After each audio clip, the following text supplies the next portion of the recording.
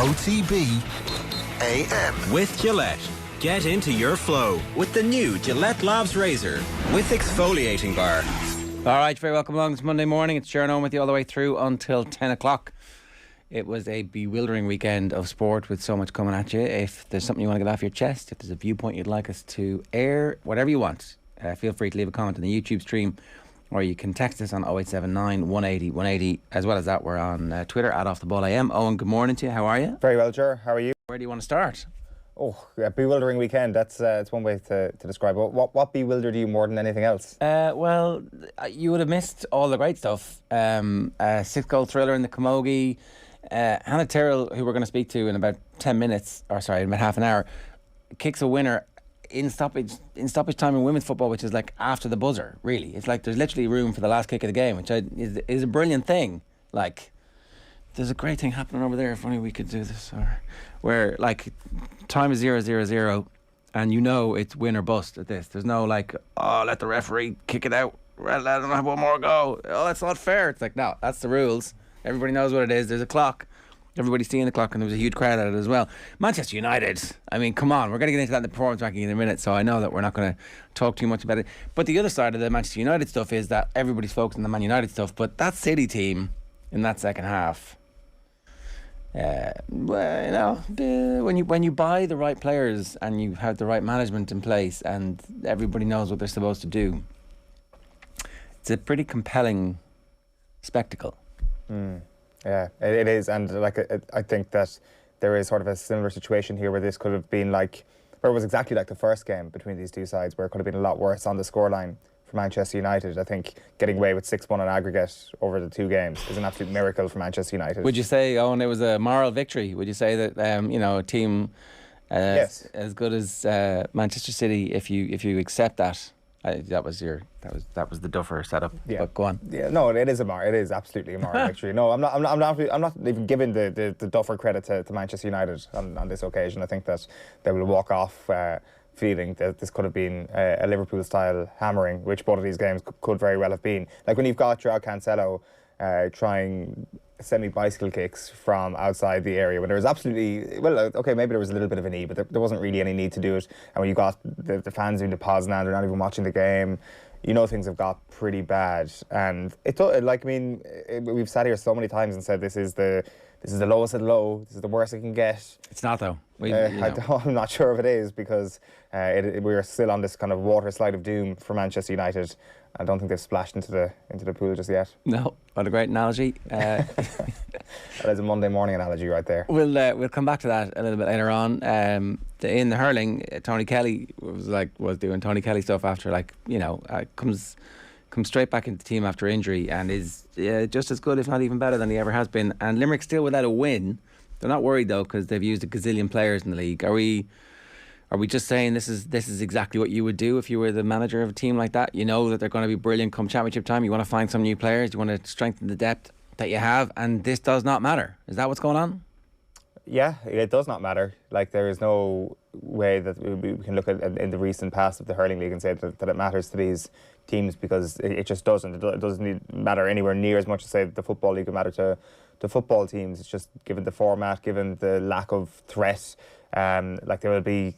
It is a cliche that's thrown out about so many Premier League teams that are too good to get relegated. They'll be fine. Like, Limerick are going to be fine, obviously, because they still have to play Offaly, don't they? So they'll get a win in that game, and they'll stay up and they'll preserve their position. And that's all you need to do, as long as you're playing these games and throwing the untested players in against the other top counties in the months of February and March. That's all the hurling league exists for nowadays. Sorry, it was a bewildering weekend. Rassie Rasmus says he didn't leak the video. That was yesterday. Today he says he thinks the South Africa should be in the Six Nations. There's that. We haven't even talked about Bennett scoring, was it 116 against Tipperary? Tipperary also. What the hell happened then in the hurling? There was something else there that you were Jack Byrne was in studio on Saturday with the lads on OTB Football Saturday, and the conversation turned to Cian Lynch, and he was like, yeah, Cian Lynch is one of the best footballers I've ever seen. Bear in mind, like, Jack Byrne came through at Man City with like a group of some of the best footballers that the world is actually watching on a day-to-day basis. He's like, oh, that guy was the best footballer on the pitch when we were playing against him. Cian Lynch, 2-footed, left hand, right foot. I'm like, right, would he have been a striker? Is that what it is? Like, is this one of those great lost? He's like, Anyway, go back and look at the clip. It was sensational. Like, I mean, something else, was there? Was there something else? But, Rory McIlroy. Yeah. Rory McIlroy, like, shoots the lights out Thursday. Worst round of the week, Sunday. Okay. Yeah, well, I to be honest with you, I don't care one bit about Rory McIlroy. I don't care one bit about that particular tournament. The Puerto Rico Open is where things were at the weekend. So, I mean, you can take your top tier PGA Tour professionals all you want, but for me, it's for the genuine players at the Puerto Rico Open. What's the course where the Puerto Rico Open was held? The Grand Reserve Country Club. Where we had a 35-year-old Michigan player called Ryan Brem shoot the lights out, win by 6 strokes at the end. Just so happens that Ryan Brem may have been one of John Duggan's tips in Virtual Insanity last week. And I may or may not be on the Virtual Insanity bandwagon this year. I can officially say at 7:36 on this Monday morning, I would die for Ryan Brem. And I would also die for John Duggan, to be honest with you, and Virtual Insanity. What an absolutely phenomenal moment this was to be a 50-1 shot. I think actually 66-1 is what John got him at. And watch him coast home at the end. He goes right into the pantheon alongside Luke List of 2022 golf heroes. So Virtual Insanity, it's not been a bad year so far. Yeah, okay. So otbsports.com/Virtual Insanity if you want the update on that. OTB AM is brought to you live each morning by Gillette Labs for an effortless finish to your day. Here's what's coming up between now and 10 o'clock. Our performance rankings are imminent.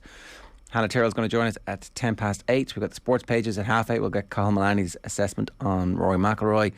After that, David Meyler is going to join us at 8:45 to look back on another routine enough squeaky bum time win for Liverpool, which put the pressure on Manchester City. And how did they respond to the pressure? By absolutely thumping Manchester United.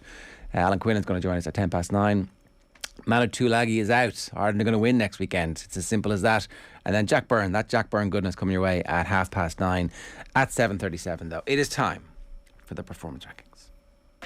You know, that wasn't an All-Ireland winning performance. Probably should have won the game based on their second half performance. Is it a step too far to say it was the performance so far of the World Cup? Maybe not. OTB AM's performance rankings with Gillette. I'm scratching my head. That performances was just lacked that intensity. Boom. Right. I noticed you were in the green. You're putting yourself in the green this week, Eoin. It's a bit of a flex move from you to go, I am green. Because you're the king. I'm the powerful overlord on this desk over here as I wage war in a kind of multiverse that's very, very far away from here. The Wizard of Oz. That's exactly what it is. Yeah, you're the one playing the piano behind the... That's you. So, Hannah, good God, United are shambles, says Shane. They should occupy both red positions on the rankings. And Brian says, Rory, lads. Rory. Like, the thing is, these two stories are actually relatively similar. One is very predictable and a sort of a disaster waiting to happen whenever you watch them, and the other one is either Rory McIlroy or Manchester United, depending how you want to deliver that punchline. And I think there was an inevitability to it. I think that the lads on Thursday Night Show, Joe and Nathan, were talking about how an early first round lead for Rory McIlroy is not something that gives you a lot of confidence whatsoever. Now, I guess the flip side to that is that Manchester United going up against Manchester City at the Etihad might have been something that would have given Manchester United fans some level of confidence given their record in that fixture over the last 5 or 6 years.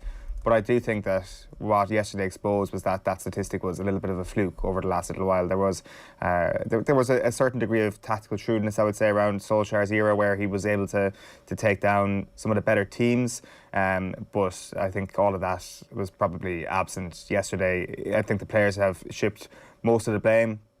And it's really interesting because of who is kind of taking on most of this blame. Because with no Cristiano Ronaldo in the team yesterday, you had one of their go-to scapegoats not available for any scapegoating yesterday. And I'm not saying it's right or wrong that Ronaldo has taken a lot of the blame for Manchester United's performances this season, but the blame was there, and it wasn't possible to blame him yesterday. What was also interesting, I thought, is that Paul Pogba gets taken off after 64 minutes, and arguably their worst quarter of football is after that. I'm not saying that if Paul Pogba stays on, he would have, G'd his team up to put in a far more enthusiastic performance than the complete collapse that we saw yesterday.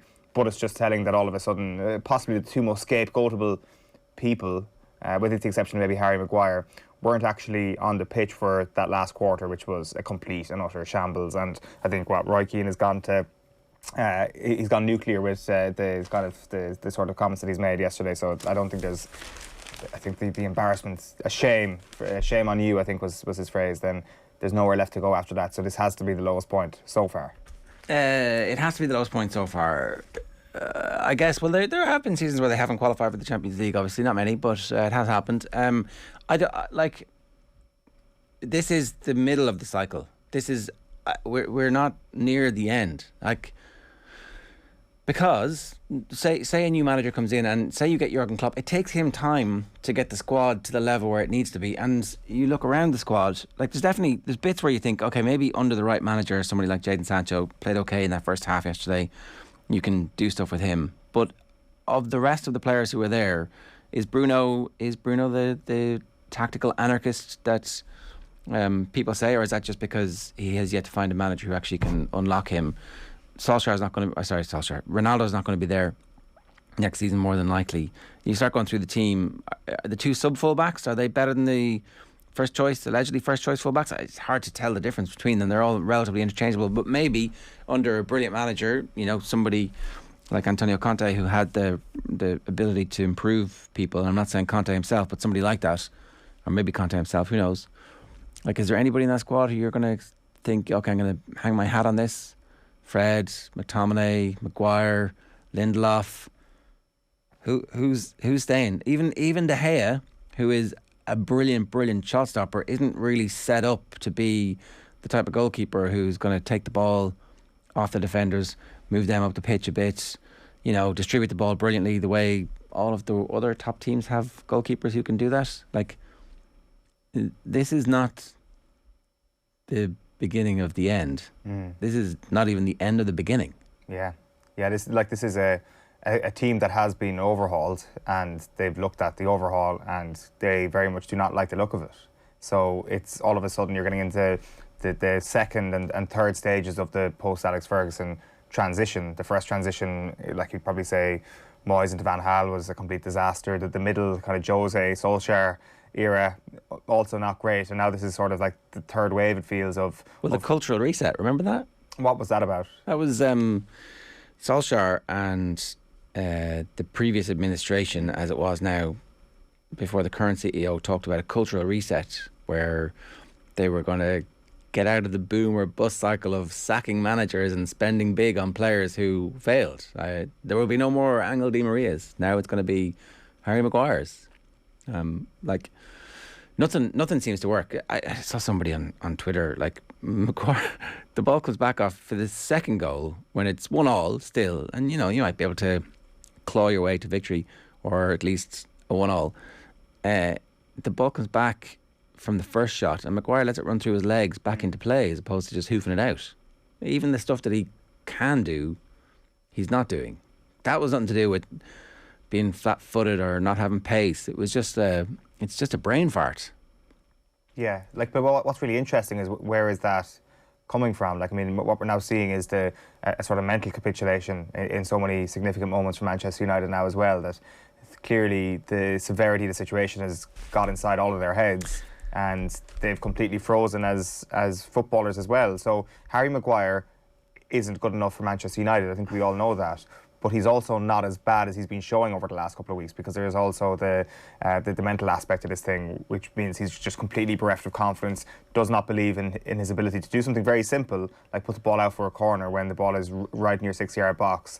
And what we're seeing is just a complete shambles from him at this point. That's actually worse than the real Harry Maguire, I would say. I'm not saying the real Harry Maguire is any good, but the version that we're seeing at the moment is even worse than the bad reality that he is. So it's everything is just slowly but surely getting worse, and the trouble is that they're stuck, because if you come in as the manager and the chief executive and the football guys are saying, look, we've invested so much money in this and we've got loads of sunk costs in this, can you make this work? The likelihood is that they're going to find a manager who goes, yeah, I can make that work, no problems, of course I can rescue Maguire, I can get that money back for you, I can keep David De Gea, I can keep these players, and you just need a little tweak, an extra 5-10%. But that's wrong.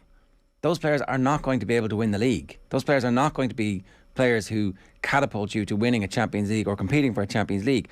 That's not going to happen. You need that full clear out to happen. And that does not happen in one transfer window. It happens over a long period of time. And it happens through a period of bad results as you're like integrating new players into the team. And it could take a team not being very good for a significant chunk. And I'm not saying years and years, but like it could be 18 months of the next manager coming in and apparently failing while building something new before you actually start seeing the fruits of what they're doing. But unless you have that vision collectively that everybody is behind, then nothing's going to fix. Yeah, and like you talk about a cultural reset that may or may not have been attempted at Manchester United a few years ago. Like, I don't think that was replicated whatsoever in terms of the personnel. There was no personnel reset. There was the constant policy of arriving at the summertime and saying, right, who can we spend 80 million quid on this summer to try and paper over a crack in the team? Like, it was completely rejected almost as a talking point yesterday on Sky when Dave Jones tried to bring up the idea that maybe Manchester United should look towards an Arsenal model. And I'm not saying that the Arsenal model has worked or anything like that. We'll see at the end of the season. But it will be better than the current way Manchester United are going. Like, have a policy, have some sort of identity in terms of your recruitment, saying, right, we're going to go young for the time being. And it's not like Arsenal have spent no cash. They were the biggest spenders last summer, but they were spending it on a plan. Again, time will tell whether or not this thing does work out, but it's a plan at least. There's a recruitment drive towards, getting younger players in who play a certain brand of football, and they know exactly who their manager is and what style of football their manager at least wants to play. And there is a gamble to it. Of course, there's a gamble with everything you do in football, but it feels like Manchester United are gambling completely blind. They're not even looking at what the dealer has. They're just completely saying, right, let's just keep lumping on this. Look at what Arsenal did when they had to make the decision about spending the money to get rid of Aubameyang and continuing to have his influence at the club. They spent the money to get rid of him. They sacked him. They paid him off. He's now going off and doing great stuff for somebody else, but they're not concerned about that because they made the right decision for them, even though they couldn't get anybody in at the last moment and they didn't get Vlahovic.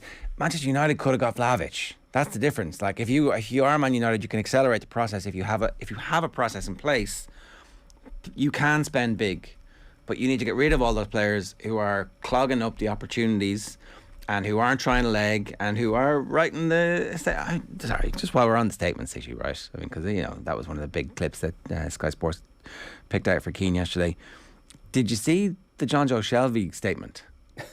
No, what? No, in relation to... They won. Yeah. Newcastle won. Yeah. Newcastle issued a statement from Jonjo Shelvey yesterday where he said he was disappointed with his own performance and that he would do better, but it was great that they managed to dig out the win anyway.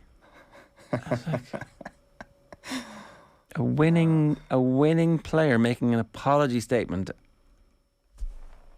I didn't understand it. Who's the market for this? Who is the target market? Like, are there people going, yeah, good man, Shelvey? Like, there might be. I'm going to die for you now, Jonjo. There might be. I will chant louder because you have issued this apology statement. Maybe he was getting booed by the fans. I don't know. But I can't imagine they're booing Shelvey. Like, is he not one of their... Anyway, sorry. Heroes. We got distracted. I think there may be, there has to be some sort of method to this. Like, maybe there is very one-eyed fans who feel personally insulted by a couple of misplaced passes here and there, and they demand an apology, and they do really view themselves as customers. And we should pander to those people. They're the best people that we need to keep on our side. It's important we always act with their best interest. You should always have one of those imaginary in your head going, what would the top off rippling dude say now? When is he booing my sideways pass? He probably is. A reminder, OTB AM brought to you by Gillette Labs. For an effortless finish to your day, every week we're giving away a Gillette Labs shaving kit. To be with a chance of winning, let us know who you think should make the performance rankings. Best place to enter is the Off The Ball Instagram page. You'll see the comments box in our story. Yeah, I'm just reading that Jonjo Shelvey statement. That's absolutely bonkers. Isaac Hayden came out to quote tweet this statement and it was like a Rolls Royce of a player. Excellent again yesterday during a tough game with not a lot of ball. So not sure, did he play well or did he not play well? Somebody's lying here in the case of Jonjo Shelvey against Brighton at the weekend. It is not Manchester United in the other red slot today, believe it or not. We're actually going to go to the Antrim Hurling here, which feels a little bit harsh, but the reality of why we want to bring this up is actually because of Cheddar Plunkett's comments in the aftermath of the game yesterday between Laois and Antrim. Laois beat Antrim by a point, 120 to 119. Obviously a massive win for Laois in the context of getting relegated and trying to stay up in the top tier in Division 1 of hurling. And he says, I have a great graw for Antrim. They're in a similar position to ourselves. To be honest with you, nobody in the GAA gives a fiddlers about our counties. It's up to ourselves to do something about us, because nobody else is going to do it for us. I have great regard for the Carlows and Westmeads and Antrims. We know for the last 20 or 30 years we're in that middle tier. All of us, including ourselves in Antrim, think we have the ability to step up. We need support to do that, and it's not forthcoming. That's why I have massive regard for Antrim hurling and their club hurling. And he said it would give him the greatest pleasure to see Antrim bursting through this bloody ceiling. And like, he's not the first person to say this, but it is interesting. This is coming from an inter-county manager who's playing in Division 1 at the moment, and it sometimes feels, and we've had this conversation already on the show this morning, that the hurling league gets a bit of a bashing because it's not as good as the league championship. And the league championship is amazing because you've got the best teams in the country going toe-to-toe at the best time of the year. And I guess if we wanted everything our own way in the National Hurling League at the moment, we would see just the top teams going up against just the other top teams. It would just be a Munster Championship all over again, and we wouldn't have Laois and Antrim in the division, which is admittedly very unfair and not right when you think about how you actually want to try and improve the game. There is an elite coterie of counties who are obviously pushing the standards out further and further, and the only way that that's not going to happen, the only way you have some sort of connection between them and the rest, is if teams like Antrim and Laois are actually playing in with them. But then at the same time, the flip side of it is that there's a bit of window dressing and they will constantly be yo-yo teams. So I don't know. I don't know what if these comments get many people exercised this morning, but it is interesting that you do have somebody coming out as an inter-county manager saying they don't care about us. Yeah, it's very interesting. Like, it's a team who are going to be in Division 1 again next year as a result of this. It obviously heartbreaking for Antrim hurling, given how well they've played. Their points differential, I think, is like 7 or 8 points. Laois's points differential is -40. Antrim's is -7, and Antrim they've lost every game by a score or two.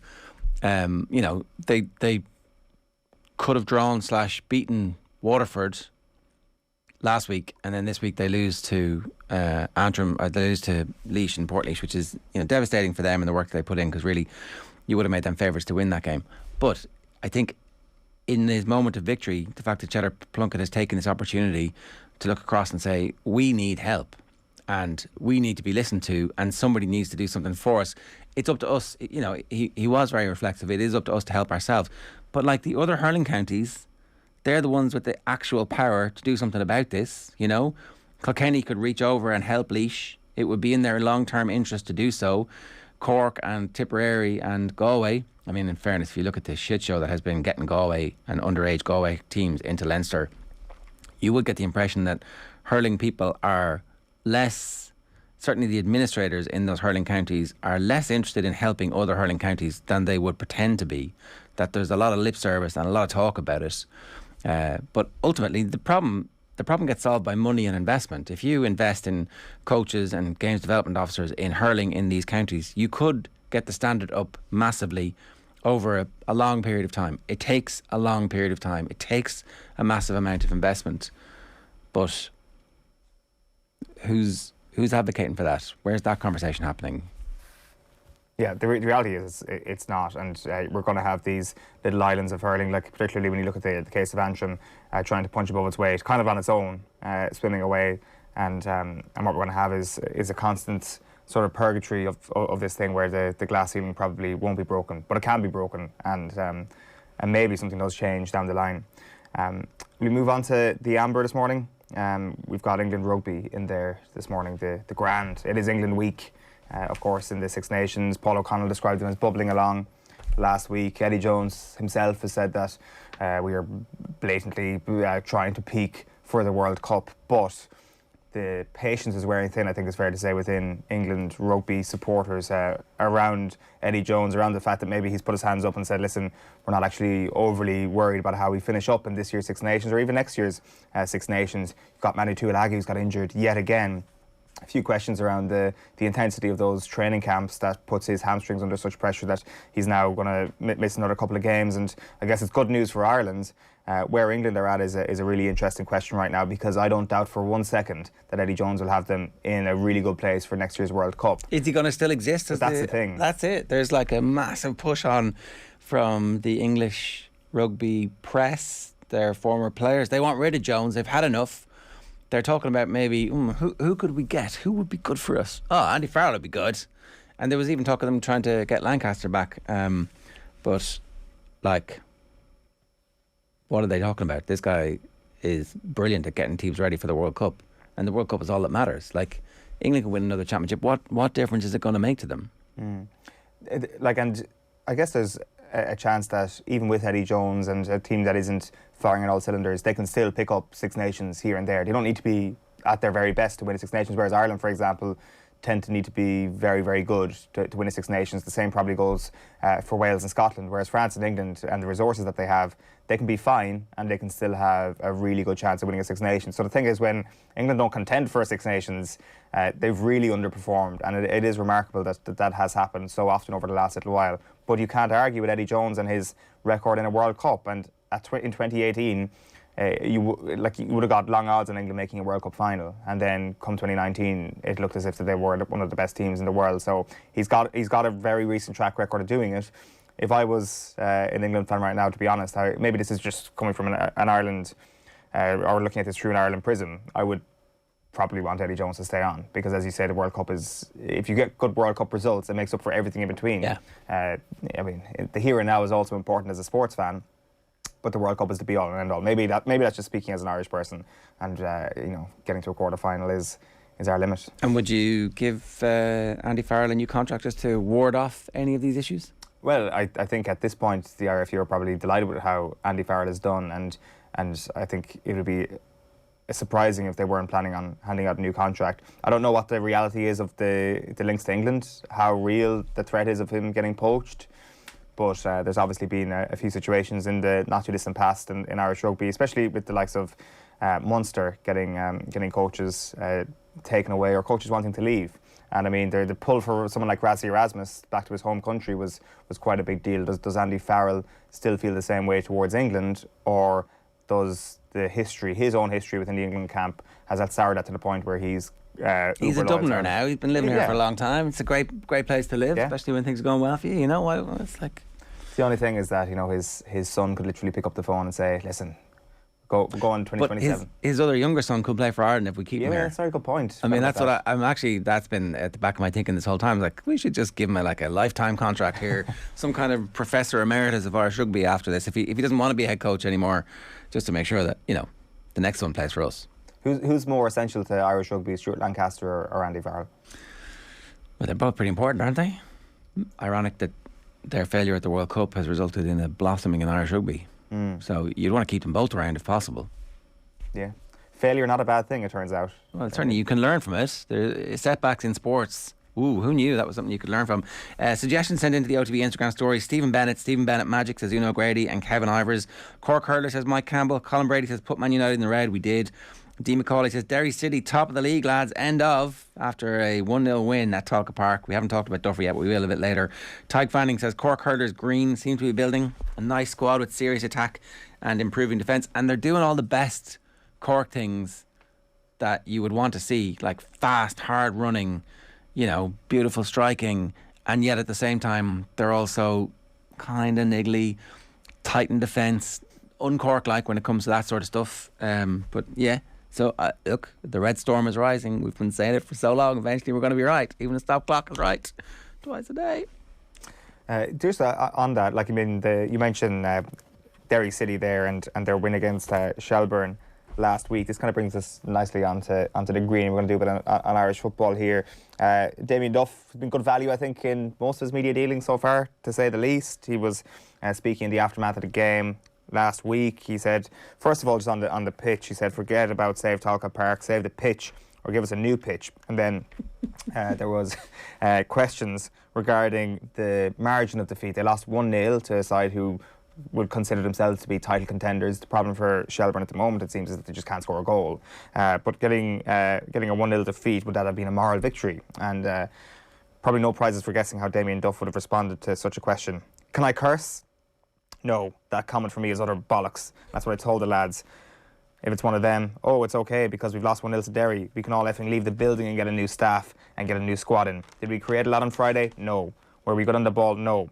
But we never felt threatened. But to go in and say that's all right, we'll take the 1-0? No. Effing no. No chance. So excuse my French. I've not seen that, but letting them know that's not what I think either, so absolutely not. I haven't spotted it, but never will, because I've flung my hat on the guys and they're a great group. So don't talk about giants sleeping giants, don't talk about moral victories. They're the two rules of engaging in media dealings with Damien Duff, it seems. But let's broadcast these live in future, because they are box office. 100%. So also, speaking of Irish football, Michael Obafemi's in the green. Yeah. How many Ireland caps do you think Michael Obafemi has?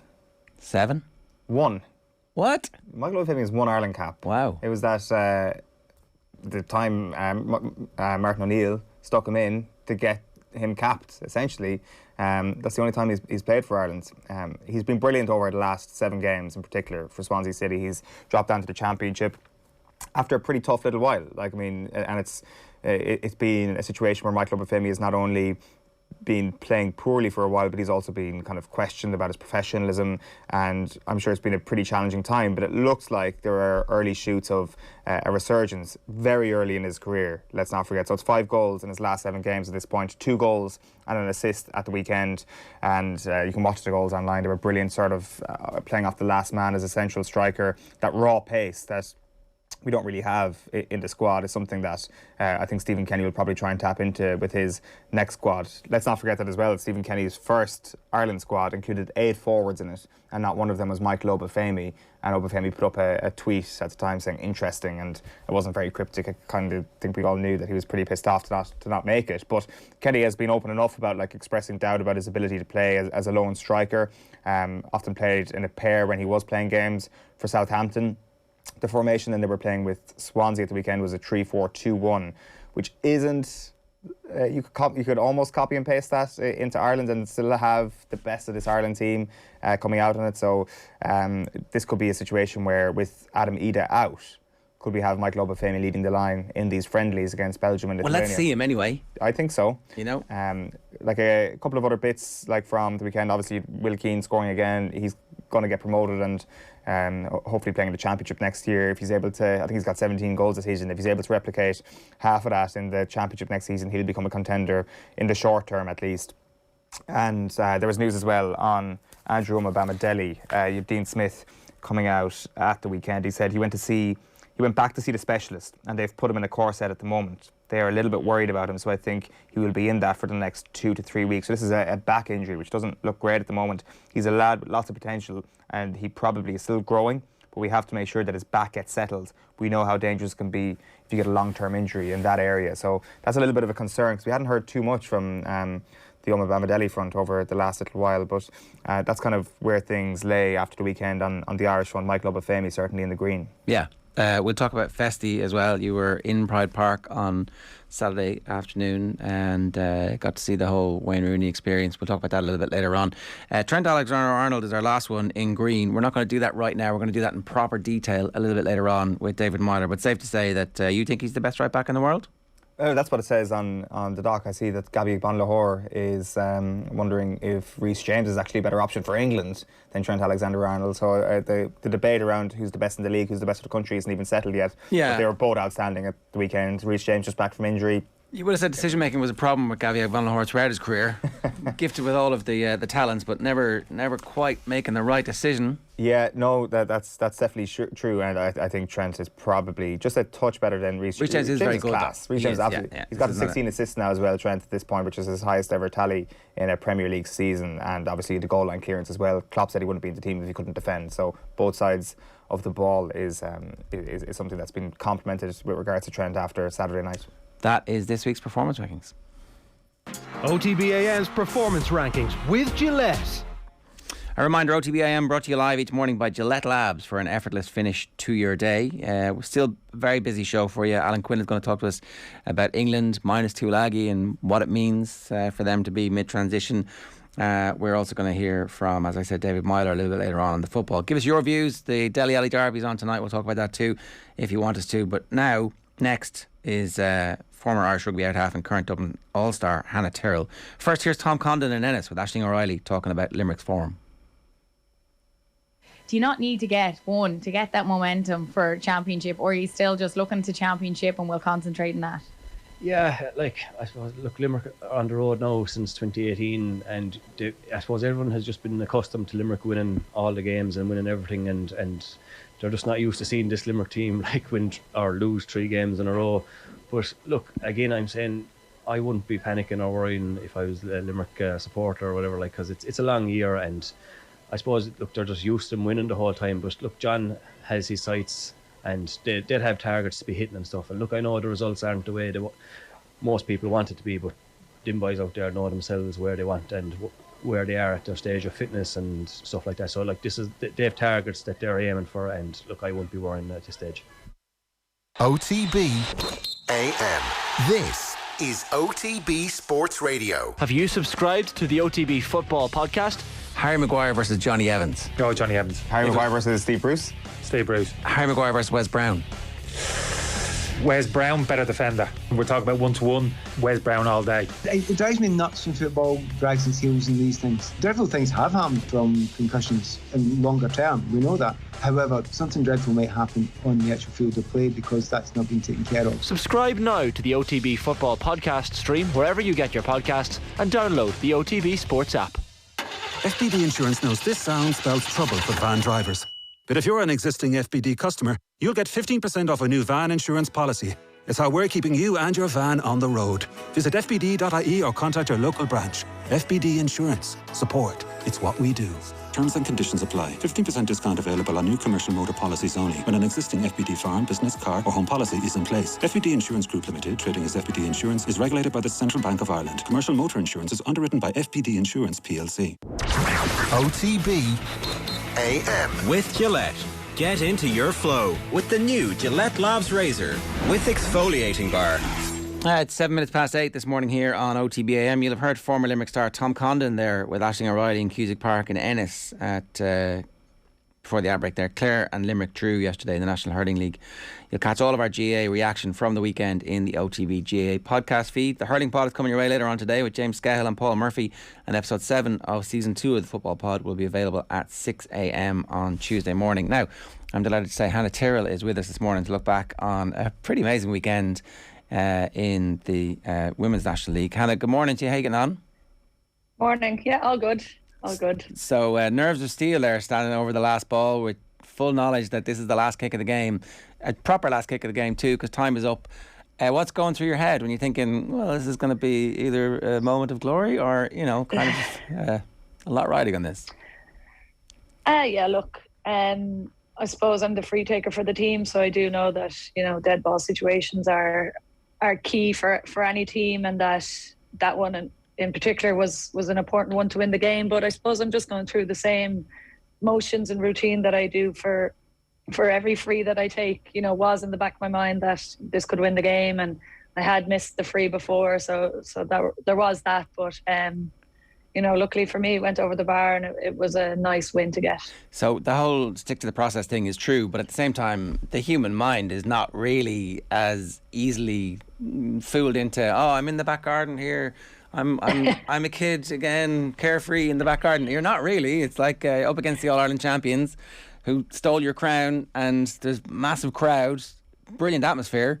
So what do you do to keep that at bay? So it's in the back of your mind, and how do you make it not be at the forefront of your mind screaming as you're standing over it?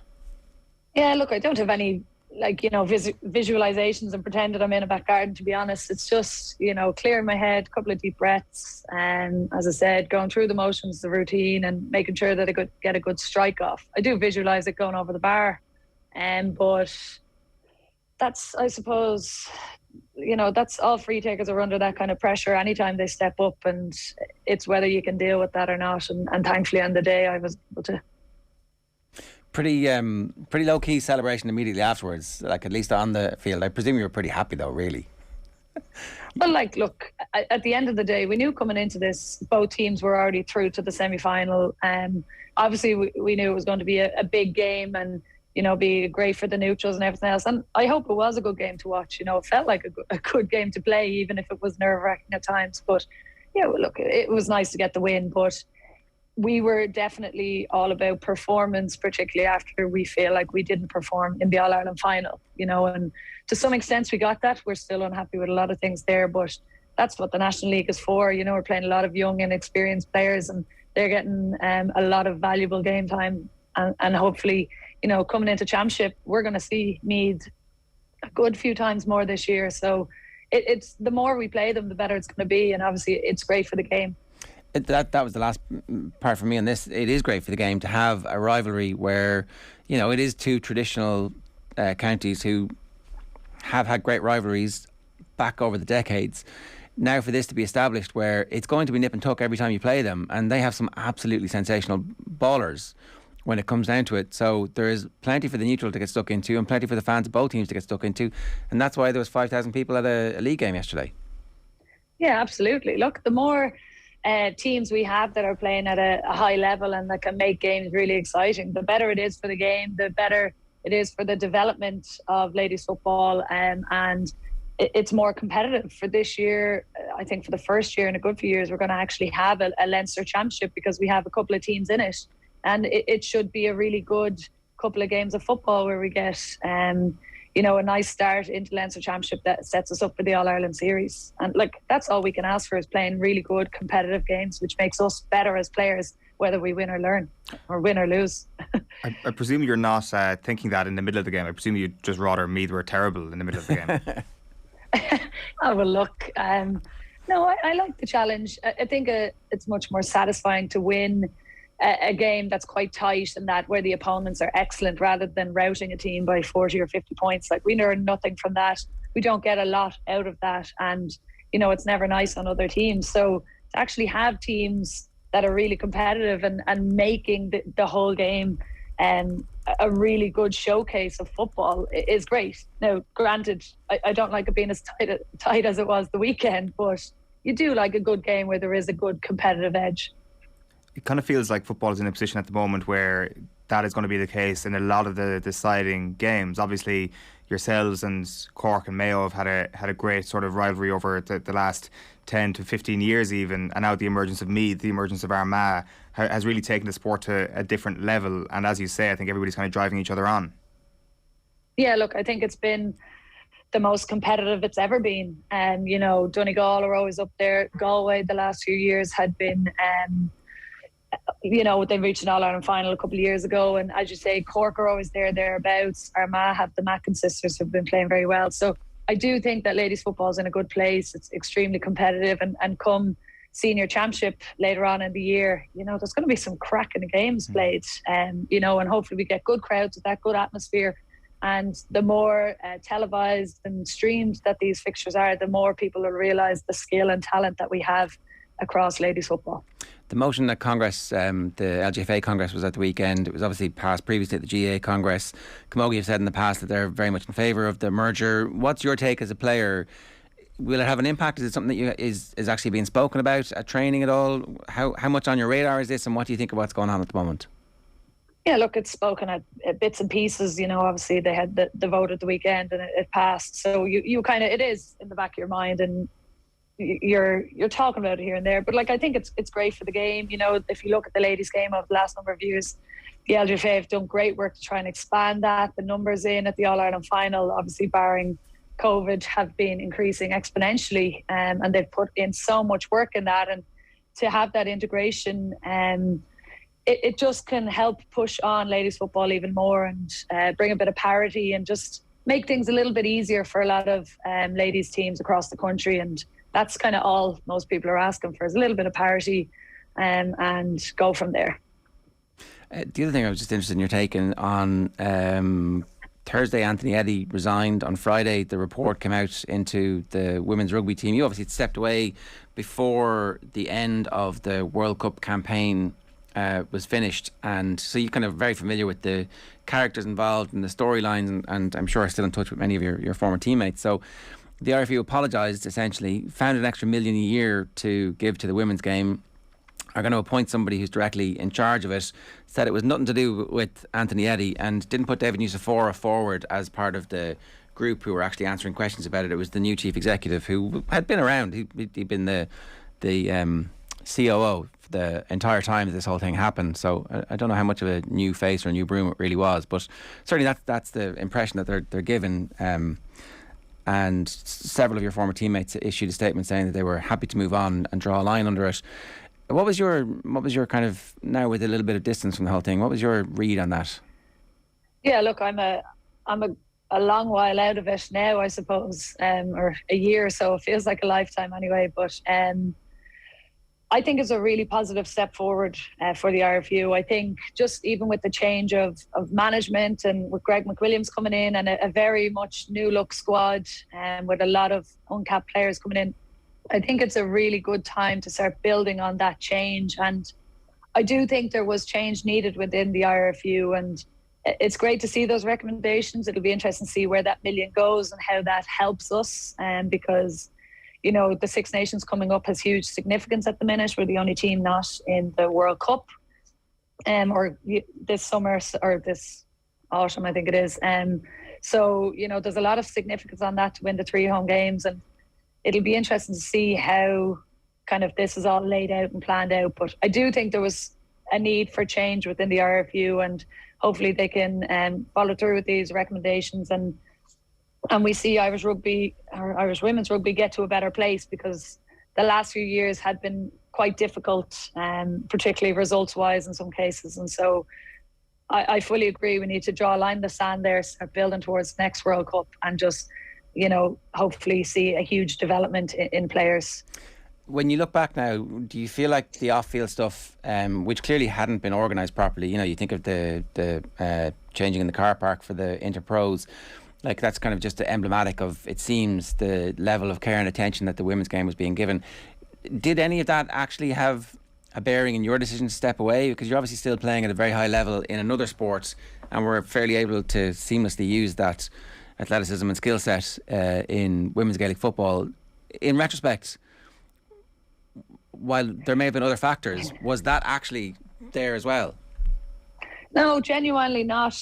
For me, obviously physically it wasn't a decision that my body was giving up on me that I needed to retire or anything like that. It was purely the amount of time and commitment that was needed to be able to continue in that program. So I had always planned, regardless of where my body was at and how well I was playing, that I was going to retire after the 2021 World Cup, had we made it there. And when that got delayed out by a year, I just, it was 18 months away at that point and we hadn't qualified, and trying to get time off work for numerous camps and upcoming Six Nations and tournaments and everything else was very, very stressful for me. And outside of that, just commitments. You're in camp all weekend, every weekend, and you miss out on a lot of things. And it just came a point where I couldn't do that for another 18 months. I had a lot of plans that I wanted to do, and I wouldn't be able to do that if I knew I was committed to a program for 18 months. And once I couldn't commit for 100% of the time, I knew it wasn't fair on the girls to go back to that squad. And look, either way, little did I know that we wouldn't have qualified for the World Cup anyway, and that I would have just retired that August after that Italy tournament. But obviously I didn't know that at the time. So it was hard to watch as a player retired. But as I said, it's done and dusted. We move on, we build. Hopefully we get some good players in. We have a lot of really good young players there, and I do think there's opportunities there for us to really improve. And that's a really key point, even just the practical nature of having to get time off work in order to be able to play for your country. That really feels like one of those things that does need to be ironed out over a period of time, whether it's a move towards professionalism down the line that will take this thing to the next level, because that is just a huge barrier. I mean, you can't just quit your job, Yeah, absolutely. Look, and it's a really tricky one, because I do know the players obviously love their jobs and they love playing rugby and they hate having to make decisions at times. But particularly I was lucky. I'm from Dublin and travelling from Dublin to Dublin. And I still, needed half days on Fridays to get to camp. So if you're thinking of girls that are coming up from the country, they need to come up on a Thursday night, if not a Friday morning, and taking the whole day off work. And there's no time for rest and recovery because you're straight back into work Monday morning. And then obviously you come to match weekends and you're travelling and you need even more time off. And there's an 8-week period there for the Six Nations where nearly every week of that you need Wednesday, Thursday, Friday off work.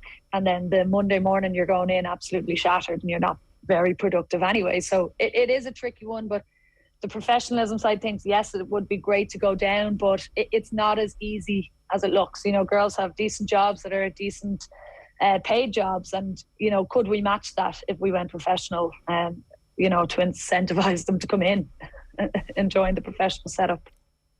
Maybe they've managed to find £1 million when they needed to last week. It's always interesting when these problems arise that you throw money at them, and that might actually help make the problem go away. So Hannah, listen, congratulations on the buzzer beater at the weekend. It was great scenes, and we'll talk to you again over the course of the season, but best of luck with everything. Cheers. Thanks very much, guys. See ya. That's Hannah Tyrrell. We're letting her get back to work. If you want to get in touch this morning, 0879 180 180 is the WhatsApp number, or of course you can get in touch with us on the YouTube stream, youtube.com/offtheball. If you turn on subscriptions, if you turn on notifications and subscribe to our YouTube channel, then anytime we go live, we'll ping you a little note about that. We can park the rugby for now because it obviously had a good airing on Friday, but the merger is going to be something very interesting to see how it works out, because everybody says they want it to happen now, and now it just has to happen. That bit there where it's like, we all want this to happen, but what's next? That's the challenge. This is the tricky bit coming up. Well, maybe the connection with the rugby and the connection with the situation with hurling is money fixes everything. Like, here's our budget, this is what you're going to have. It's going to be an increase in your budget because we're going to all make more money from this organisation. How does that sound? Yeah. Okay, that's not enough. What do you need? You'd like to think that will be is there going to be consulting done with the other sporting bodies in Ireland, not so much in terms of getting advice, but getting experiences of some of the nightmares that have been encountered by either players in the football team or with the rugby team, and how to not let that thing happen when this organisation becomes one, when this potentially new organisation develops out of Croke Park over the next few years. So that probably wouldn't be a bad first step right now to try and actually have conversations with those sporting bodies as to how the new GAA doesn't immediately encounter some bad things that the other organisations have done over the last little while, because the opportunities here are massive, and there have been some people who don't think this merger was the right idea, or have been cautious to go forward with this merger. So hearing those people out may actually be a good thing as well in the long run. And what is the real concern for yeah, but the organisation has to be held to account, that it has to be genuinely equal. It can't just be, okay, we're bringing you in here because it's actually been too much, it's been too weird when our sponsors keep coming in and going, why aren't you, why don't you have, and it's too weird when the government keeps coming in, why aren't you hitting your targets? You're supposed to have a set number of males and females. It's not that hard, lads. Well, actually it is pretty hard because they're separate organisations. Not good enough. So the organisation has to be held to account for making sure that it is genuinely at local level and at national level equal. Yeah. When the good pitch is being kept for the under 14 lads, that has to be called out and reported on and gone, well, you're not getting your money this year then. Tough. Sorry, but that is not allowed. And that's the sort of thing that you probably need to encounter pretty quickly, because, as I say, there are other sports in this country who have gone through a similar period. Obviously, when it comes to the GAA, it's just a far more vast organisation than the FAI or the IRFU is. Like when you think about all the clubs around the country who are suddenly going to be in a new place. I know, in fairness, clubs have probably been ahead of counties on this for a while. There's been a lot of clubs that have been under the one banner unofficially for a while now at this point, whereas some of the counties possibly wouldn't have been. So maybe there's actually a lot of things that have already been ironed out and a lot of experience that's already been gained on that front. But that is going to be the big thing. It's where are players at with regards to access to facilities at the end of, say, the first 2 or 3 years, because that is the most obvious way that there's been a disconnection in the sport. Yeah. 8:24 this morning. Your views be welcome on the YouTube stream or at Off the Ball AM on Twitter. OTB were back at the Etihad yesterday for our first in-stadium Premier League game in 2 years. Nathan and Brian Kerr brought you live commentary of Manchester City 4, Manchester United 1. Here's Brian Kerr talking about the state of things at Manchester United. It was all desperation stuff. Goalkeeper, I think De Gea made a lot of very, very good saves because he had to. Edison didn't have to. Manchester United a long way short of what's required. They've spent £1.1 billion on players since Alex's departure. You say, where's the value in what they have? If they were to put them all up for sale at the end of this season, who would be buying them? How much would they get? What return would they get on that investment of 1.1 million? Won't get much back for Pogba. Will probably walk away for nothing at the end of the season. But the rest of them, there wouldn't be many great takers. You might get some of the Italian clubs taking them, hoping to snatch some of them, maybe some of the French clubs for 5 million, 10 million, that sort of mark, but not the sort of money they paid for them when they bought them. And they're in a bit of a mess at the moment. It's all the talks about the manager and the new manager. What new manager will they get if they don't? They're not going to finish. Look, they're going to struggle to finish the top four. I can't see them making it on the performance today. Not just today's performances overall. Went into the match 4 wins, 4 draws. Before today, say, well, unbeaten and 8 in the league. Yeah, but the 4 draws cost you 8 points. It's not enough. It's not good enough. And today they met a class team, and they were substandard and way off it, just about hanging in the match. Manchester City, though, take the glory today, and deservedly so. Bernardo Silva, Foden, De Bruyne, that little trio towards the centre forward position, without any of them being in the centre forward position, were just outstanding. Bruno Fernandes is back to what I said about Meyler in the season. Too much hands in the air, blaming other people, blaming the referee. He tried like he chased in the first 20 minutes, trying to close down from the centre forward position. But Pogba, it was half-hearted. There wasn't the support to it. It wasn't, concerted and concentrated. It wasn't organised and disciplined enough to be effective. It went on for a while, and then City began to play through it. But no, there's no, they were short for Varane today. Would he have made a difference? Maybe slightly. I doubt enough. Might have played with the 3 centre halves and 5 at the back had he been fit. They were out Ronaldo. That make much difference? I don't think so. Ronaldo would have hardly had a kick of the ball today because they needed players with energy to get around the pitch, and he wasn't going to contribute to that. Cavani might have made a bit of a difference had he played. He gives you a focal point and he runs around and he chases. But overall, you're talking about 35 and 37-year-old making the difference, and Varane, he's not getting younger. He's still quite young enough to make a real contribution at this level. But they're overall they're way off it. But today we should be talking about the brilliance of Manchester City. That's the thing. We should be talking about the brilliance of Manchester City, but we just can't turn away from the car crash. The giant fleshy car crash of Manchester United at the moment. Yeah, it's just such it's a sensational enough story, to be honest, the Manchester United side of things. And Manchester City have hit these levels in the past, and I guess we know what Manchester City can do. At the same time, I guess, is it harder to find new words to describe how bad Manchester United are, or is it harder to find new words to describe how good Manchester City are? Probably harder to describe Manchester United at this point, considering everything that's been written and said about them over the last few months. Jack Grealish was pretty good yesterday. Everybody's like, oh, Grealish is all a flop, he's terrible, he's rubbish, it was a waste of money, he's no good, he's just a party boy, it's crazy. Actually, pretty good at football. Yeah, and there have been cases of players who have not been amazing in their first season and get better over a period of time. That tends to happen sometimes. Riyad Mahrez took a good while to settle into the level that he's at now, which is absolutely stunning. And the crazy thing about it is that there's no sense that he's even a guaranteed starter. Even when it comes to obviously the Champions League finals in the morning, Mahrez starts, but next week in the Premier League, he may not do so. There is still an uncertainty around who Pep actually picks in that front three, which just illustrates. Grealish isn't a guaranteed starter. Mahrez isn't a guaranteed starter either. Not at all. Sterling's form so recently has been excellent. Yeah. But again, there's just a little.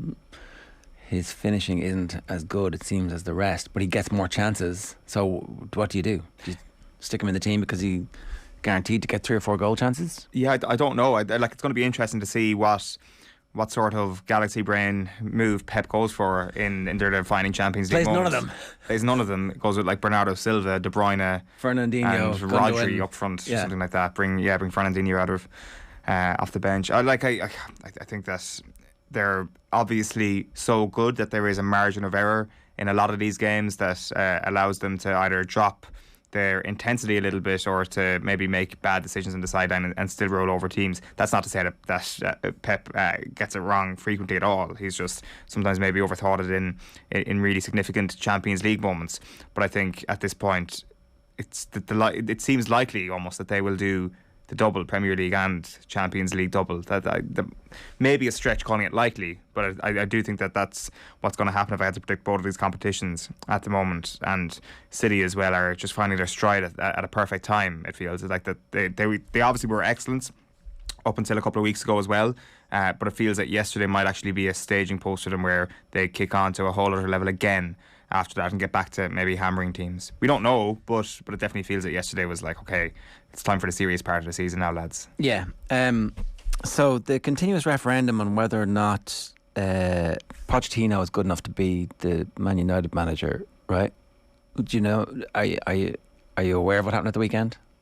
With Paris Saint-Germain? Yeah. I'm actually not. Okay, so but that most people aren't, right? Yeah. Except that I didn't check the PSG score. He now can't get the job because they were beaten by Nice, right? Okay, I see. And top of the table clash, it was called. It was referred to as a top of the table clash. And so, I'm like, oh Jesus, this is a disaster. Maybe they're not going to win the league. How many points clear are they after being beaten by the team in second? Unless I'm looking at the table wrong. Unless I keep looking at the wrong table, which must be the case. How many points clear of Nice in second are they? I don't know. I didn't check the table 13 this morning. points clear 13, right, of the okay. team. I wish I checked it now. Oh, that's it. Nice beat him. He can't get the job. Nice beat him. Why do you think that is? Why do you think that there is that rush to not? Why do you think people are looking for reasons to not give Poch the job? I think exceptionalism about our league being the only league that's important, and so therefore, unless you win that league by 100 points, unless you win every single game, which no team has ever done in the history of any league ever, as far as I'm aware, except maybe North Korea. Like, I don't know.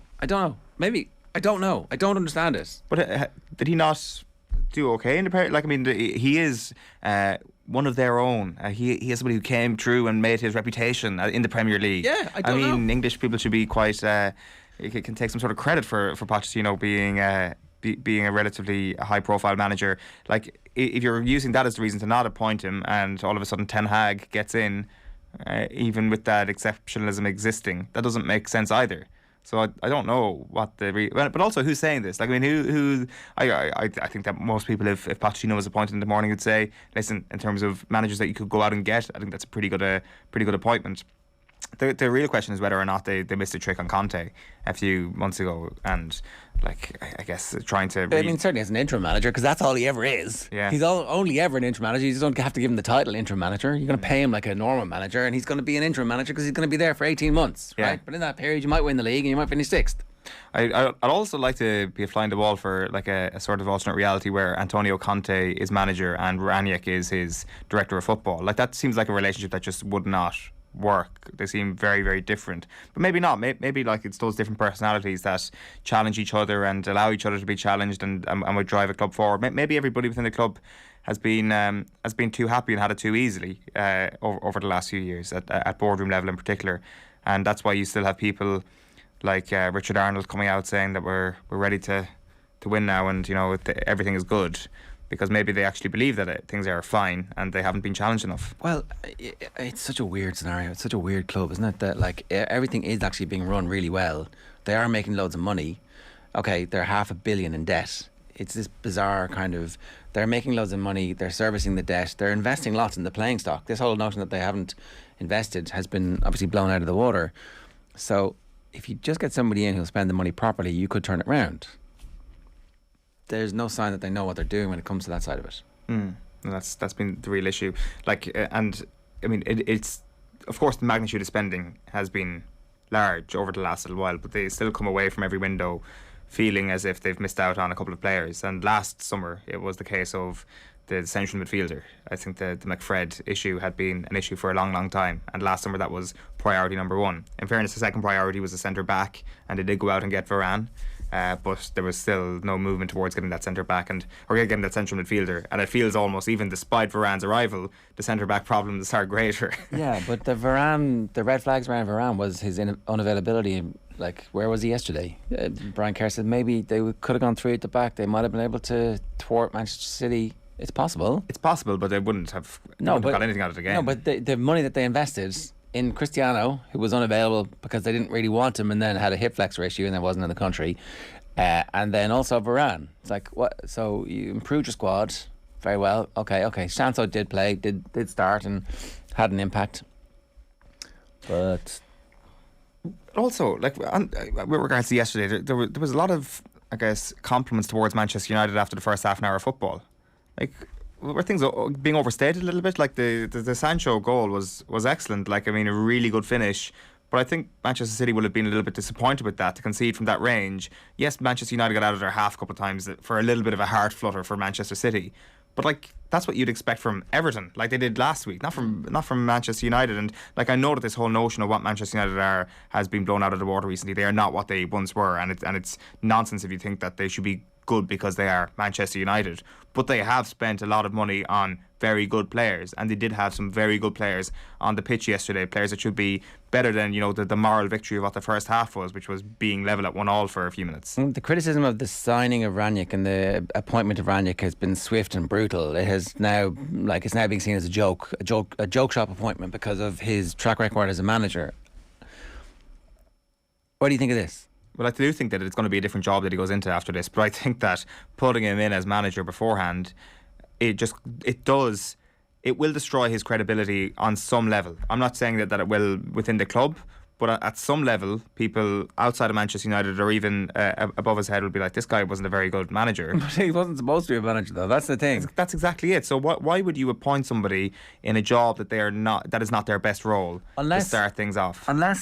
Unless there is actually like a long-term, okay, you're going to come in and you're going to have day-to-day knowledge of this current squad to see if any of them are going to be applicable to our... So if Ten Hag comes in and Rangnick is the de facto director of football, is that a partnership that you could see making sense? Because before the game, Rangnick was talking about the transfer policy, and he was being asked about Salzburg and Leipzig, where obviously he was involved in setting up how they sign and approach the transfer market. It's a question of continuity and consistency, knowing exactly how I want to play as a club and as a manager, of having a clear transfer strategy and signing players who fit into that system. That's what both clubs have been doing in the last 5 or 6 years. You'd say both clubs have got a reputation globally as progressive talent spotters who are buying players who it turns fit into most teams in world football, because that's the direction the football has gone. If I look at their transfer policy and their transfer success, they haven't had many players who after 1 or 2 years people would say maybe that isn't the right signing. Both clubs have been pretty successful. This is where Manchester United have to go again.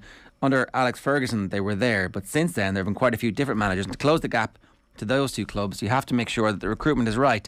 You have to be quick enough in the transfer market, knowing the market and signing the right players in the right moment.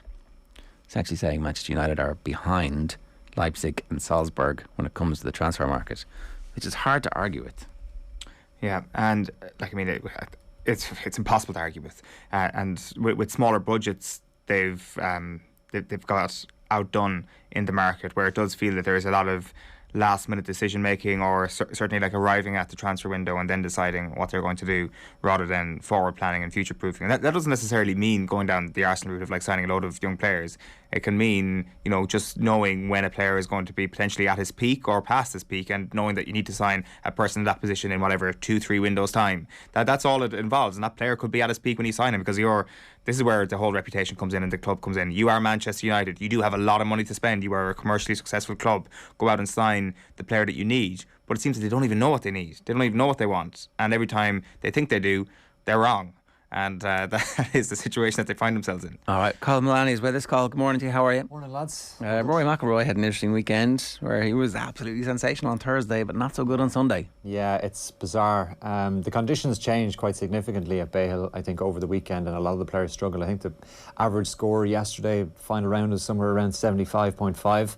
McIlroy had a 76, McDowell had a 76 as well, but the conditions just totally changed from Thursday. And I suppose McIlroy spoke on Thursday about how good he felt about his game and everything was in good order, and he felt he was back to his best, and he did look really, really good. I mean, his swing was so free-flowing, and he was 65, you know, everything was perfect, but things changed significantly. I think 72, 76, 76 for the final 3 rounds, tie for 13th, disappointing. What does he take from the week? Well, he knows that he has it there in his locker, but the conditions just changed in terms of the golf course, got very, very firm. So does this mean it's just a lottery and we shouldn't tie this performance to other McIlroy performances before, where the bad weather rolls in and what happens afterwards has less to do with talent, and it's a fluke, really? Yeah, it's probably a fluke, but it's also management of the conditions. So, for example, yesterday I think McIlroy snapped a club at one stage. Definitely frustration is creeping into his game in the last couple of years with frustration of it. Is it a fluke? I'm not so sure. I think game management, course management becomes so important on a day like that in terms of just getting the ball on the green in regulation, getting down, making your pars, because you're not going to go back to field if you're shooting level par in a day like yesterday at Bay Hill. And there's nothing to say that when the major championships come around, I mean, the weather can be very, very bad, obviously, and for the Open Championship in the summertime, the US Open yesterday was referred to as possibly a US Open style course in terms of the green's been so firm and very, very little margin for error. But McIlroy's form has been reasonably good at the US Open in recent years, and obviously he won it back in 2011. But for him, I think the fact that he played so well on Thursday shows that there are green shoots there. It's just, look, it's the cliche of trying to get it for 4 days rather than one. Okay. Do we see anything to suggest that this is not? Because I guess I'm grasping at straws and I'm trying to find it's not Rory, it's the course. But like, you're looking at the leaderboard and it's loads of top quality golfers who just manage their way around it. Yeah. Well, the thing is, and this has been the analysis over the years since McIlroy turned professional, is that Augusta suits his game. His traditional high draw that he would have started off with when he came into the pro ranks from the amateur circuit is ideally suited to Augusta. Also, Augusta being earlier in the year is a little bit softer than the courses would be for the major championships later on in the calendar year. So all of that should feed into McIlroy with a high ball flight.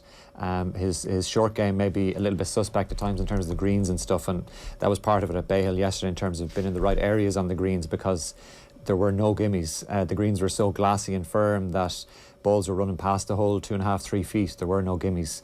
So I think that relentless mental pressure as well of trying to get down and making sure that you're focused on every shot was key yesterday as well. But I think there are green shoots. I think given the performance on Thursday and how free-flowing he looked, and we've spoken before about how he just needs to play the game rather than focus on the minutiae and just go out and play a little bit more carefree to as far as he can, obviously, might serve him a little bit better down the road. Do we think he's getting angrier? Is it like there's any doubt? Yeah. He could contribute to like a Rory McIlroy museum of broken items at this point, like between a shirt and a golf club. Yeah. I know that when he did interview Paul Kimmage a couple of years ago, he was talking about the stoicism that he was practicing and all that. Like, I wonder has he kind of wound himself up to this point where he's like, this stuff just isn't working. Yeah. Come on, but he has to be, because he's definitely probably the most talented player in the world on his day, and it clearly isn't coming off from him right now. But when he is good, I mean, I don't think there's anyone that can beat him when he's on his game on a golf course that suits him. I don't think there's anybody that can beat him. But there's no doubt frustration is getting the better of him at some stages, and probably just needs to control that a little bit better. But it's great to see that passion as well at the same time from McIlroy. And I mean, as I say, I think there were enough green shoots to make it a positive week for him this week. All right, what else going on? Well, you've been discussing the action in the Premier League yesterday. Just to recap on the results, Manchester City 4-1 winners against Manchester United. Roy Keane saying that some of the current squad should never play for the club again following that derby defeat in the Premier League. Arsenal in fourth, they were 3-2 winners over Watford at Vicarage Road. Everton will attempt to move themselves further away from the Premier League's relegation zone tonight. They're in 17th ahead of their meeting with Spurs. That game kicks off at 8 o'clock this evening. Also one game in the FA Cup, the final 5th round fixture. The game tonight between Nottingham Forest and Huddersfield. The winner will play Liverpool in the last 8. Kick-off for that game is at 7:30. Busy weekend of action in the Allianz Hurling League. Limerick's wait for a first win continues. 18 points apiece draw with Clare yesterday in Division 1A. On the other side in 1B, Waterford in very good form. They beat Tipperary by 128 to 21 points. And a big result for Laois at the other end of the table. They beat Antrim by 120 to 119. Galway star Siobhan McGrath scored 1-7 for Sarsfields. They claimed the All-Ireland Club Senior Camogie title yesterday. 3-12 to 4-5 winners over Ulla Tabala of Wexford. St Rhiners of Offaly won the intermediate immediate title. They beat Salthill Knocknacarra of Galway. In the Little Ladies National Football League, the Division 1 semi-final pairings confirmed. Mayo will play Meath. Mayo beat Donegal by 2-7 to 1-7. Dublin and Donegal meet on the other side of the draw, and the relegation playoff will involve Waterford and Westmeath. They were beaten yesterday by Cork and Galway in their respective losses. We've mentioned the golf. Scotty Scheffler won the Arnold Palmer Invitational. He finished on 5 under par, 1-stroke win for him. That's his second win in 3 starts, by the way, on the PGA Tour. Rory McIlroy and Graham McDowell, as mentioned, finished in a tie for 13th on 1 over par. A disappointment for 2 Ireland darts players last night. Keane Barry and Willie O'Connor both losing out in the semi-finals of the UK Open. Barry lost his semi-final clash to Michael Smith, while Danny Noppert had an 11-9 win over O'Connor. Joe Perry won snooker's Welsh Open title last night. He beat Judd Trump by 9 frames to 5. And there's horse racing later today at Leopardstown, where the first is off at 1. All right, Carl, good stuff. Thanks very much for that. That's Carl Mullaney. You can read more from him on OTBSports.com. Now, a reminder, OTB AM brought to you live each morning by Gillette Labs for an effortless finish to your day. At 8:45, let's turn our attention to the weekend's football. I'm delighted to say David Meyler is back with us. David, good morning to you. How you getting on? Good morning, gents.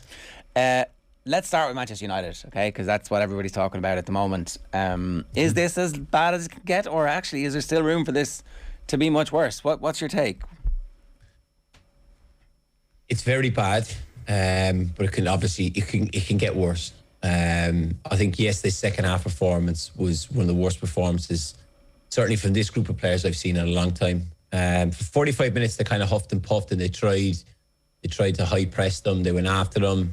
You know, they looked at the odd occasion that they could counter-attack, but then the back four were all over the place. Lindelof, Maguire, mistakes, Wan-Bissaka, like everything came down the left side. They got cleaned out. Can it get worse? Of course it can get worse, because, you know, they could end up getting beaten by, you know, the teams down the bottom end of the table where they're getting beat at Old Trafford and that. But it's where do United go from here? Like, what is the solution? You know, you look at, they appoint Rangnick, who's obviously going up into the board after his, you know, tenure as manager. He even mentioned he could have recommended himself. Like, there's no chance of him becoming manager. It just seems that the players don't seem to respect him. His philosophy, his ideas, it's not working. The whole story with Ronaldo before the game, who knows what's true, what's not true. It just seems, it's just a complete and utter mess. You're a Liverpool fan. You know it can get much worse. You know that it could be like this for another 10 years. The whole notion that there's a quick fix solution, or a manager on the shelf who's going to come in and fix this immediately, that's not true. It's a long, long way back for Manchester United from here to even competing for a title, let alone winning it. What do United know? Is it 9 or 10 years since they've last won a league title? Like, we had a debate the other day. Basically, do I think United would go as long as Liverpool waiting for another Premier League title? And certainly the signs would point in that direction. Like, their transfer policy over the last few years hasn't been great. Like, we're all well aware of how much money they've spent to try and compete with Liverpool and Manchester City, but it's just time after time they're signing the wrong players. And I think, like, they do need to hit the reset button. There has to be a long-term project, and going into the summer, they have to get their managerial appointment right. And if they don't, just going to be another year of it for United fans, where it's just going to be, you know, dreadful football. Players like that. The most damning thing you could say, and it's as a former player, like, they gave up yesterday. There was no fight, there was no character, there was no heart. And you think it is a Manchester derby. Okay, you can have poor games where it's not going well, but you roll your sleeves up and you work hard and you close people down. That is basic enough stuff. Like, look, we've all misplaced passes, we've all, you know, missed chances, been caught out of position, but you work hard. And yesterday, you know, the third and fourth goals, just a complete and utter lack of effort from them. That's pretty damning. Like, that's not just on Rangnick, that's on the players themselves as well. Yeah, and I do feel a bit for Rangnick, because he's come into a football club that has incredible history. It's an incredible club. There's no getting away from that. You know, the success that, you know, certainly Sir Alex brought them. You know, they are one of the biggest clubs in the world. He's gone into a complete and utter mess, and he's trying to do what, you know, his philosophy of this high press to kind of match your you're inevitably Jurgen Klopp, that he plays more that way. But the players just haven't reacted. It's just I don't even, you know what, I don't even know where to start, because there just seems to be so many different problems. Like at one point, was Cristiano the problem? You've seen after yesterday, Cristiano didn't play, but they were still awful. So you can't point, like, is he a problem? Probably, yeah, he's one of them. There's about 100 other things that are wrong as well. It's a situation now where it's kind of ripping it up and starting again in a way that even a good managerial appointment won't do much to help. As in, obviously you want the manager to try and get the best out of whatever bunch of players does start next season, but it goes way deeper than that. It is a restructuring of an entire squad that is just going to need to be put on ice for a while in terms of its ambition to win a title. But it seems that a lot of Manchester United fans just can't accept that they do need to be challenging for a title next season, and almost to the point where that's being replicated within the club, because that's the only way you can explain some of their transfer business over the last little while, the sort of constant plastering over some of the cracks. No, it's definitely they are papering over the cracks, and that's probably been one of the downfalls of a club like Manchester United, where they've been so successful that they feel every year they have to be challenging. Look, we all know Manchester United growing up watching the Premier League. Man United have always been there knocking on the door to either win it, or they're never too far out of the top four. And that's kind of where they're at, that they just keep throwing money at this problem. And, you know, anyone who watches Manchester United knew they were, you know, crying out for a holding midfielder to kind of really establish their attack and kind of like make them more solid.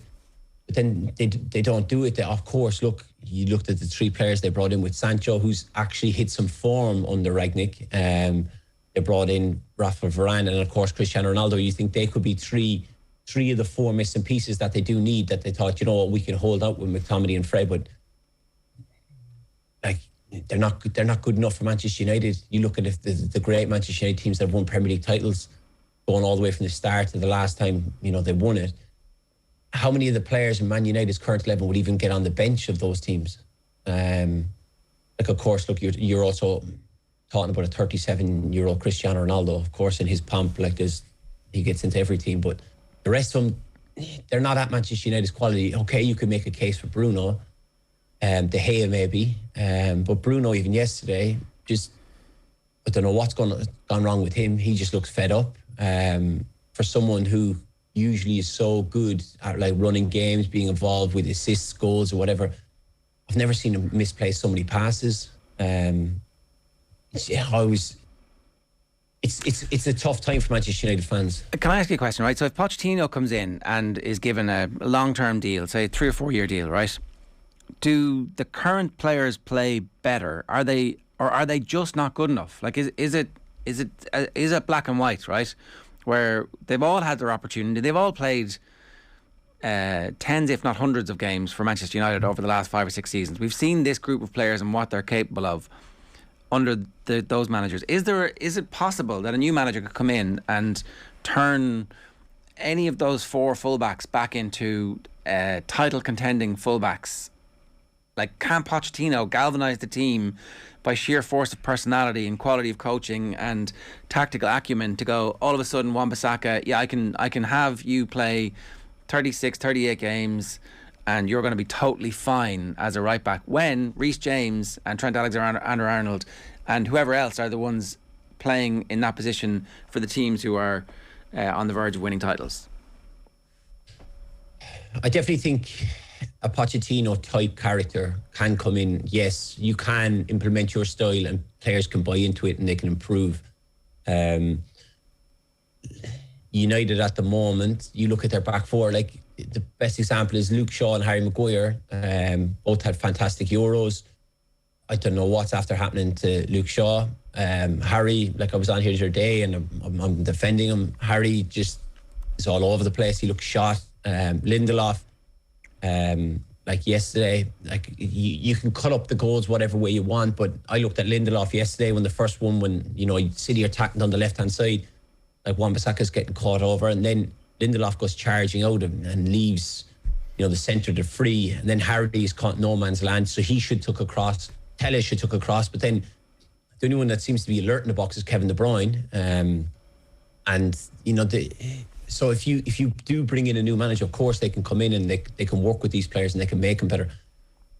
But you're going back a lot of it to very, very basic defending that you should learn at a young age, where you talk about, the discipline, the distances between the back four, protecting your areas, like fullbacks. Even the fullbacks you mentioned there in Reece James and Trent Alexander-Arnold, they do a lot more defensively. Of course, they're both fantastic going forward. The weakness that Trent has probably is his defending one-on-one, but that has improved significantly. But United's fullbacks aren't defending. They're not stopping crosses. They're getting beaten by their man.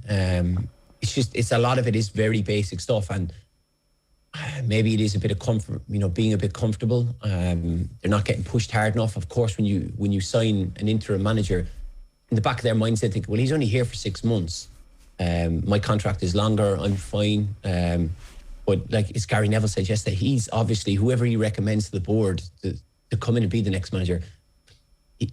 That manager is going to come in and Rangnick's going to give them a profile of each player and what he thinks is right, what he thinks is wrong. And it's, at the moment, their performances are totally unacceptable for a club like Manchester United. It would be funny if Rangnick recommended himself now after all this for a job. He can't. Fabrizio Romano has been tweeting this morning about Marcus Rashford. He says he's got sources at Manchester United that tell him that he's concerned about his game time and he is considering his future. Now, Rashford's contract expires in the summer of 2023, so Manchester United have a decision to make on Marcus Rashford this summer. Recent form would suggest that Manchester United don't care and may actually just let him walk. But realistically, if they're a well-run business, they need to cash in on him this summer. So what would you do, David, if you were in charge with Marcus Rashford at this point? Well, you said there, right, obviously Fabrizio Romano's tweeting about his sources and whatever he's heard. I could tell you for a fact that Marcus Rashford, I've met Marcus, but Marcus, you look at yesterday, they started with Paul Pogba and Bruno as kind of their, leading the line. Like Marcus Rashford is obviously, majority of his time he plays off the left wing, but he has played up front. Anyone who watches any bit of football know that he has got to be annoyed. He's got to be pissed off, really, that he's not starting that. You look at of course, Martial's gone alone. We know the Greenwood situation. Ronaldo and Cavani are out. They're kind of like they were United's 4 strikers, and then obviously with those 4 out, you'd expect Rashford to play through the middle. He's got to be fed up. I don't think the question is about Manchester United. I think the question is to Marcus Rashford. What do you really want? Do you want to, continue your career at Manchester United? Are you going to go and perform in training, get an opportunity in the game and play well? Because we've seen over time and time again, he has come up at significant moments with good goals, important goals. But it seems to me he's almost lost a bit of his hunger. He seems a bit fed up, and I think he needs to do a bit of soul searching and think, well, what do I want? Because he is a very good player, but does he see his future at Manchester United, or does he see it elsewhere? And if he does, then once the summer comes, he'll have to weigh that up, and I think he will have to have a good deep think about what he wants to do. What would you recommend if you were in his camp? If you were an agent or a friend of his, would it be, look, you've had your time at Man United, go off and play for Newcastle or Arsenal or whoever is interested and try and become a superstar there again? Or is it actually you are Manchester United DNA, and so you've had been blown off course here, but get back to it, get back to what you could be and do it here? If I was advising him, I would certainly say you'd have to sit down and strip it all back and say, well, what's gone wrong? I definitely think, as you said there, he's come through the United Academy. He has that DNA. He should know how the club is. As a young boy, he would have seen, the club lifting Premier League titles. He's played a lot of games for Manchester United. He should know what's expected of a Manchester United player, the expectation of the fans. I definitely think he needs to knuckle down, and I think if I were him, I would see myself at Manchester United. Why would he want to go anywhere else? Of course, I get it. Somebody would say game time. I imagine he's getting paid a fortune there, so it wouldn't really be about money. If you talk about, say, like Newcastle, I would see myself as playing with Manchester United for the rest of my career if I were him. That's where you want to be. You want to be at a club like that. Certainly when you've grown up supporting the club. But it's very easy for me to say it here. It's got to come from him. it's crazy. We could go through 15, 16 of those players and ask the same question. Like you've got Pogba, Lingard out of contract, who are probably both going to move on. Like they both played yesterday. It's crazy, really, what's going on at that club. It is crazy, and it's crazy how badly they've been run, considering allowing those players, which were assets, that they didn't cash in on them. You know, we need to keep Lingard around. We need to keep giving him deals and paying him more and more and more, to the point where we never actually really use him, except then in absolute crisis in the big games. We turn to him and go, okay, come on. It's like, well, you didn't pick me against. And Jesse's probably a prime example of what you're talking about there with Rashford, with the Manchester United DNA. He went to West Ham on loan. It was unbelievable. Had an incredible time. He then thought, I'm doing it in the Premier League here. I can come back under Solskjaer and maybe I'll get opportunities. And he did get opportunities, but it's not worked out.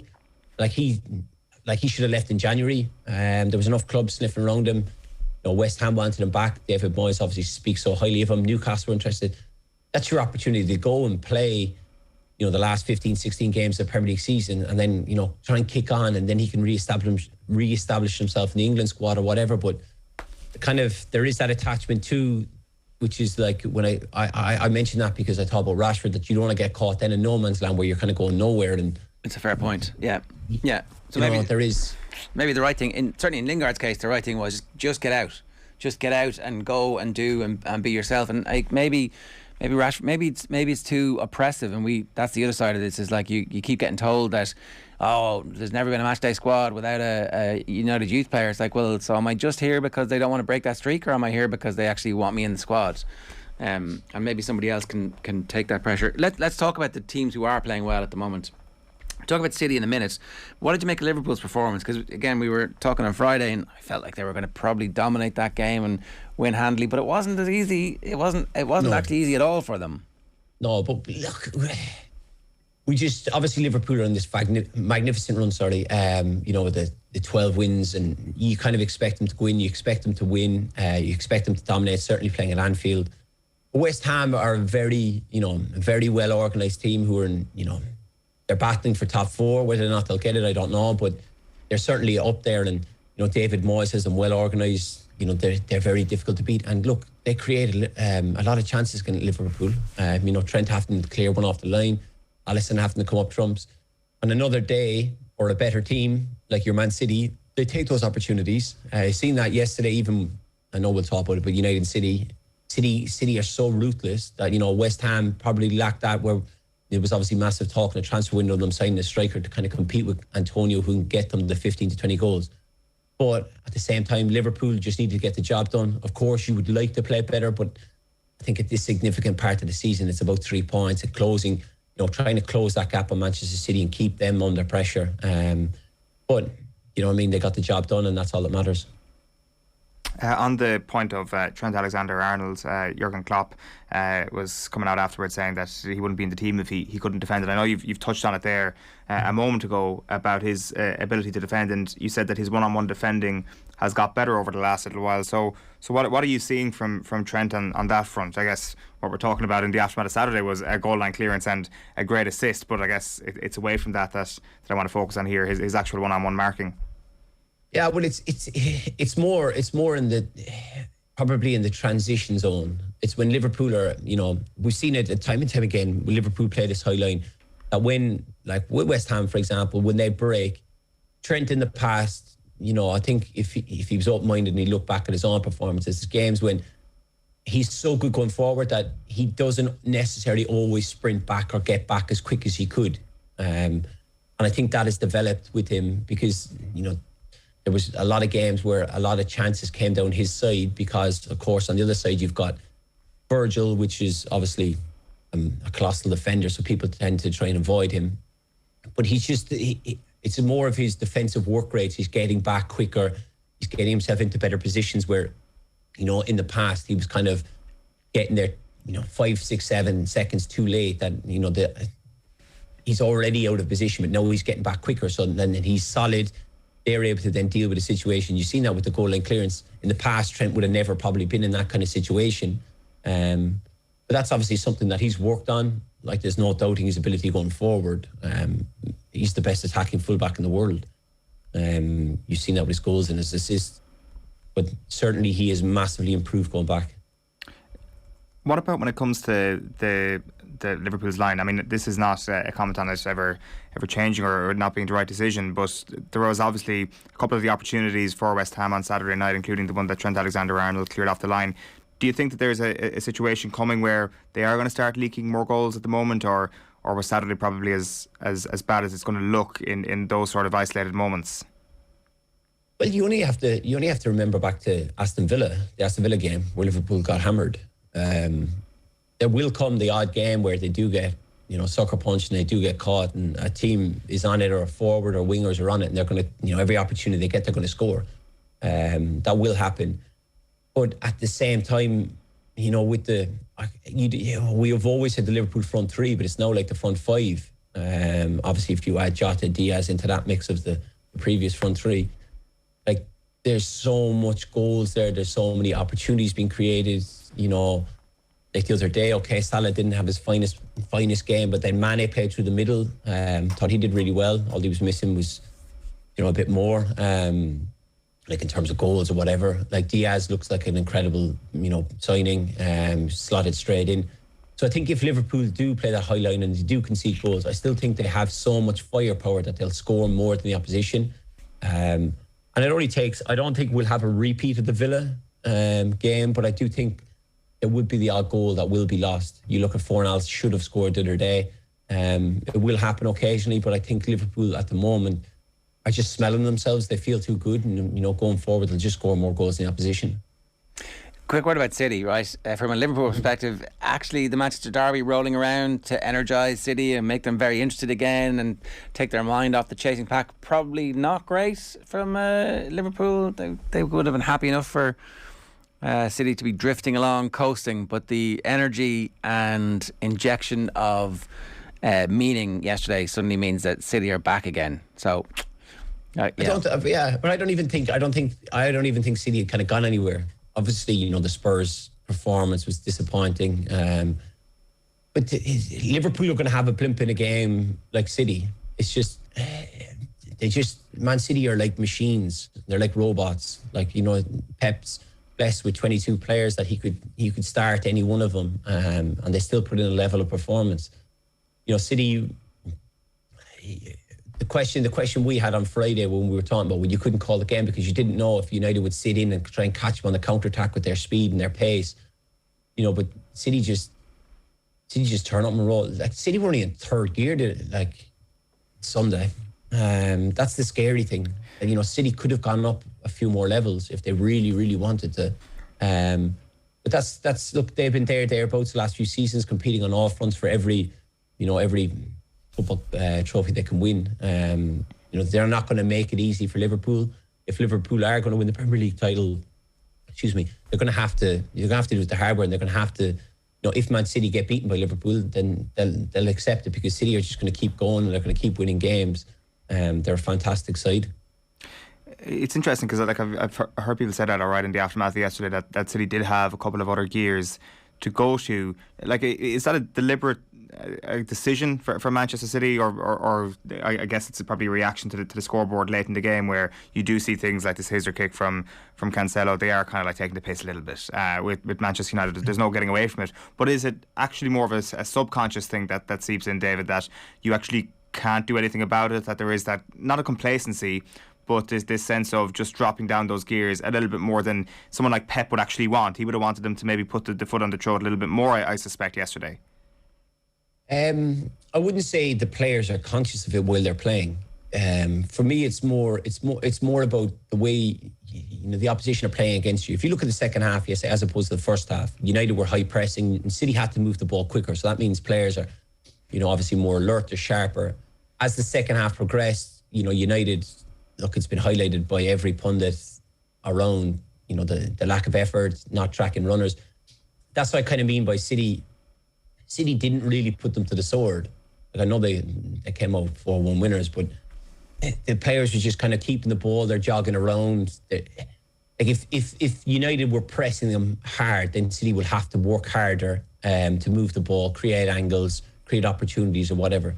But there was none of that in the second half. So you automatically just kind of,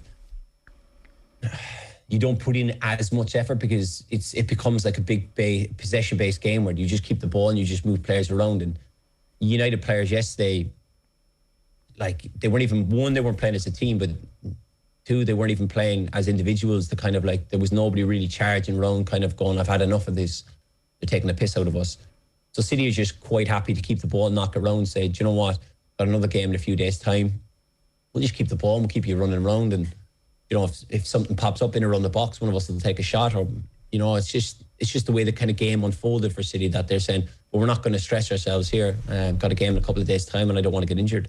Last question for you is: are Arsenal now your favourites to make it? Not just the point situation, but also their ability to win games that in the past, you know, Watford would have won that game 5 times out of 8 over the last 5 seasons, or they would have certainly got a draw out of it.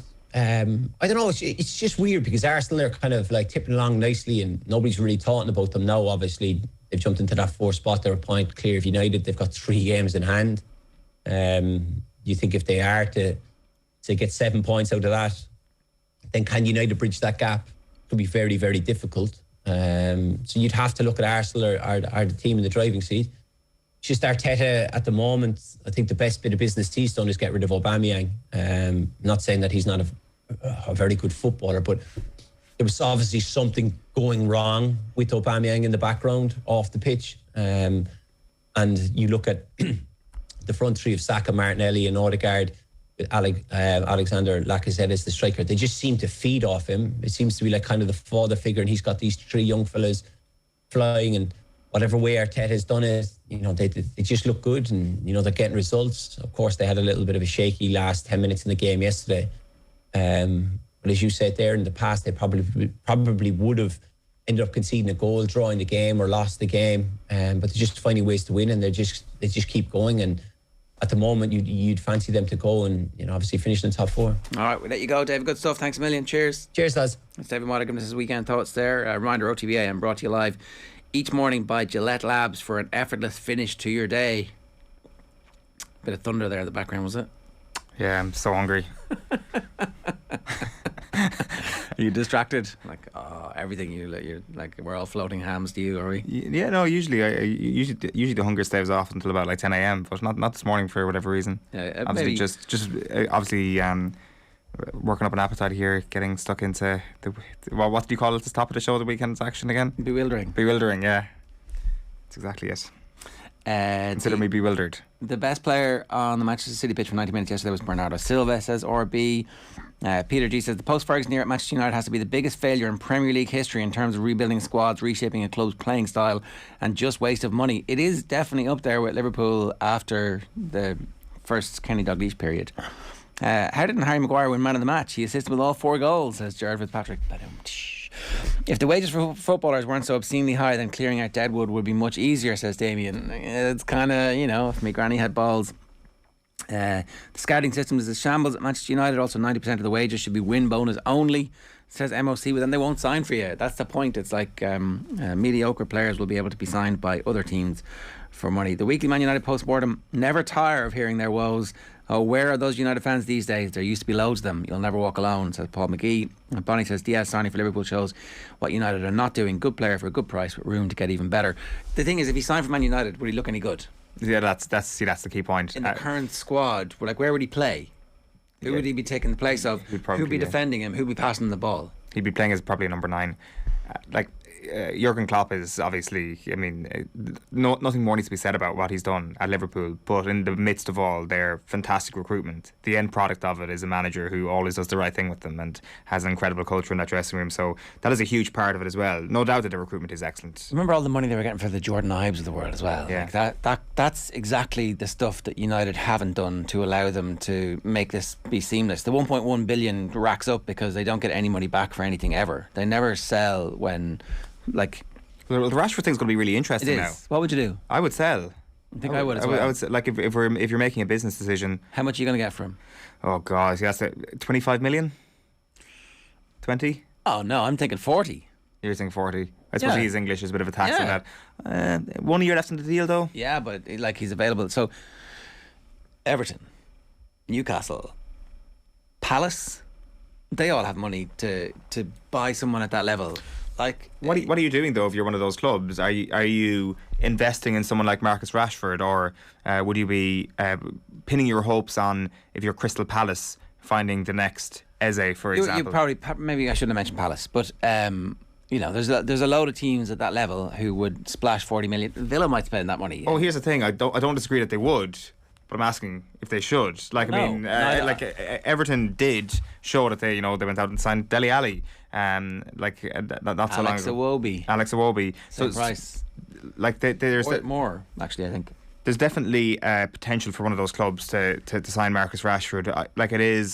There's obviously a gem of a player there that will hopefully come good at some point in his career soon. But maybe he goes abroad. Maybe he signs for Paris Saint-Germain for 30 million, and like, that's all a possibility. Yeah, I'm not sure. Like, would he be happy to be a sub at Paris Saint-Germain for a season? Their players will move on. Yeah, I don't know. I think that there's a period now where surely PSG wouldn't. You're saying there's no market for him, or the market for him is going to be depressed? Yes, definitely, and it's a lower rung of club that is going to come in from Manchester United are looking like they're going to finish 5th or 6th.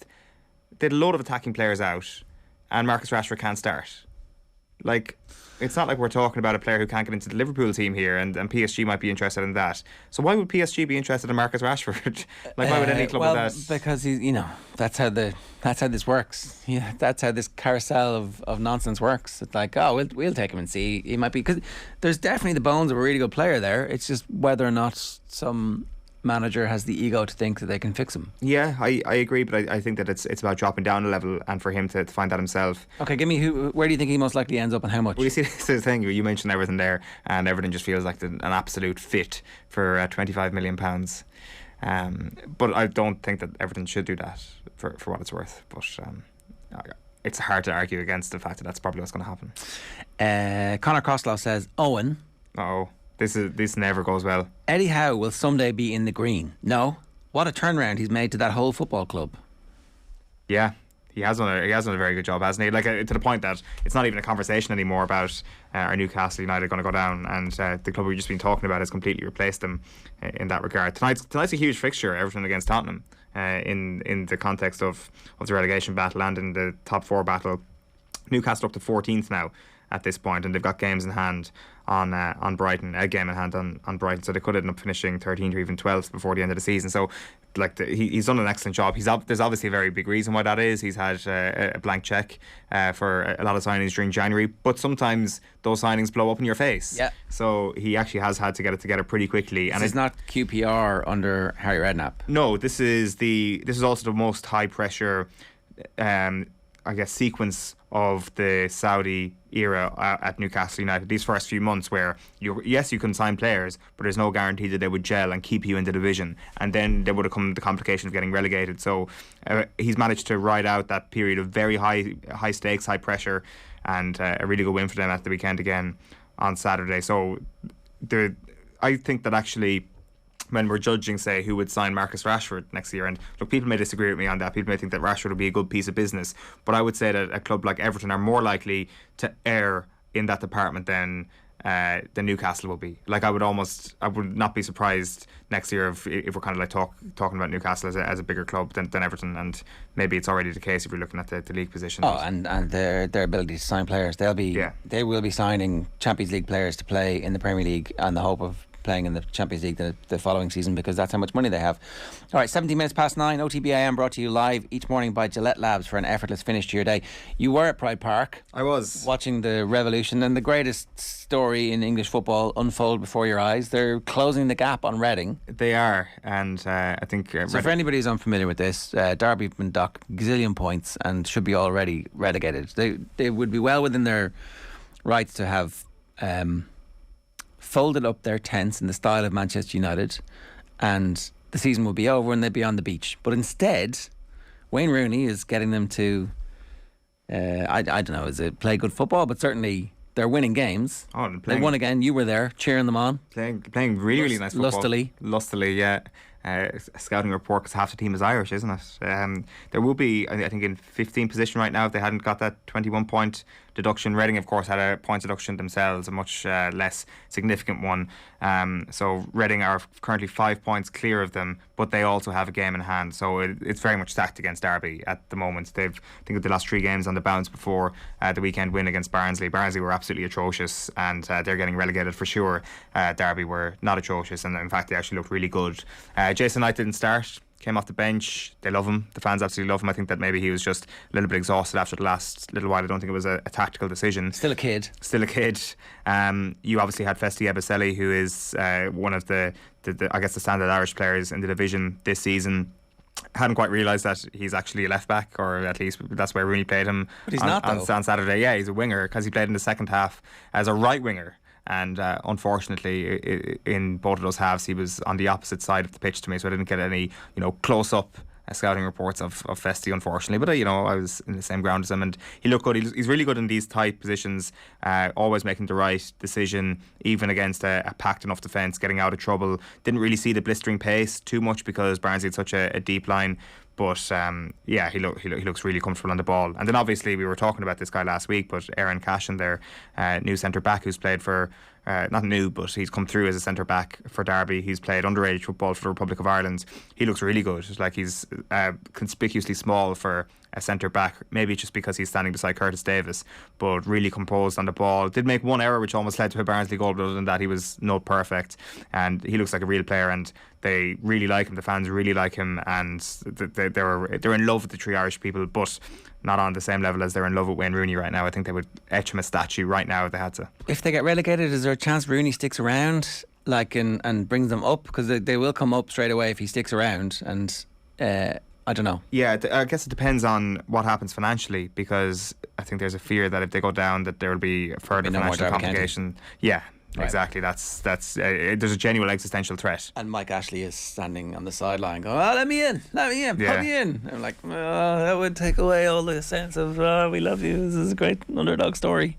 It certainly would, but it's a good stadium, really, and like great atmosphere there, and the Irish tint of that has been definitely one of the more interesting elements of this year's championship. If they get out of it from this position, it will be an even bigger miracle now than it was a few weeks ago. They've got to play Bournemouth and Blackburn, I think, in the next week, and both of those are obviously chasing automatic promotion. Alright, OTB AM brought to you live each morning by Gillette Labs for an effortless finish to your day at 9:21. Alan Quinlan standing by with your rugby next.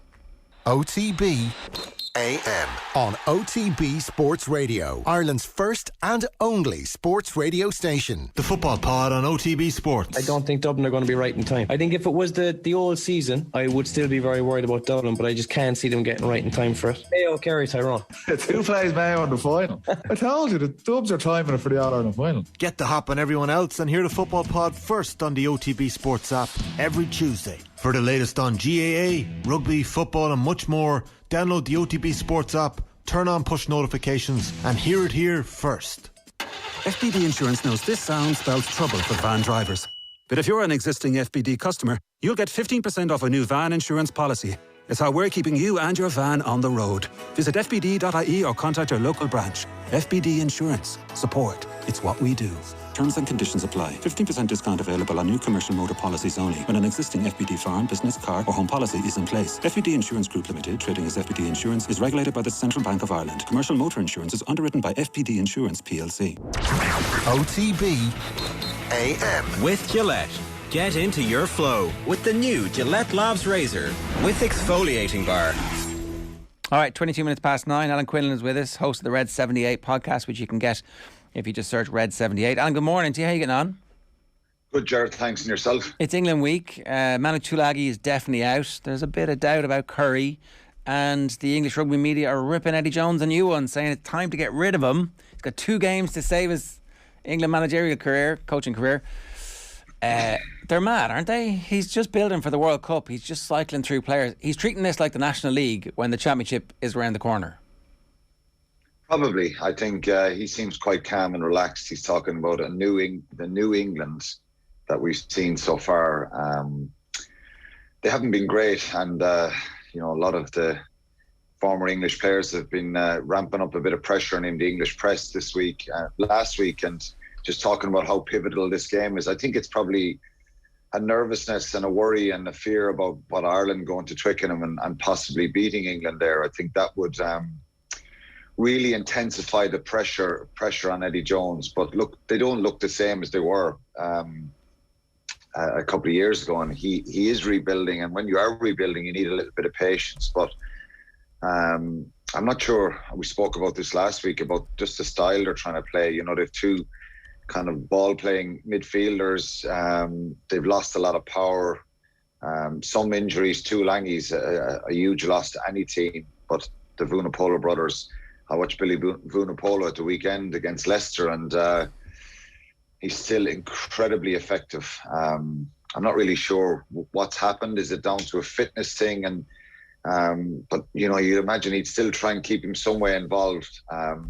Because he is so effective and aggressive and such a brilliant ball carrier. But they are under pressure. Lawrence Delalio's podcast this week, I was listening to it, and he was saying, who's he trying to fool? He was trying to convince, Eddie Jones was trying to convince people last week in the press that they're playing really good attacking rugby. And Lawrence was saying, who's he trying to fool? He can't fool the English fans. And there is a lot of pressure this week. It'll be interesting to see what he comes out with.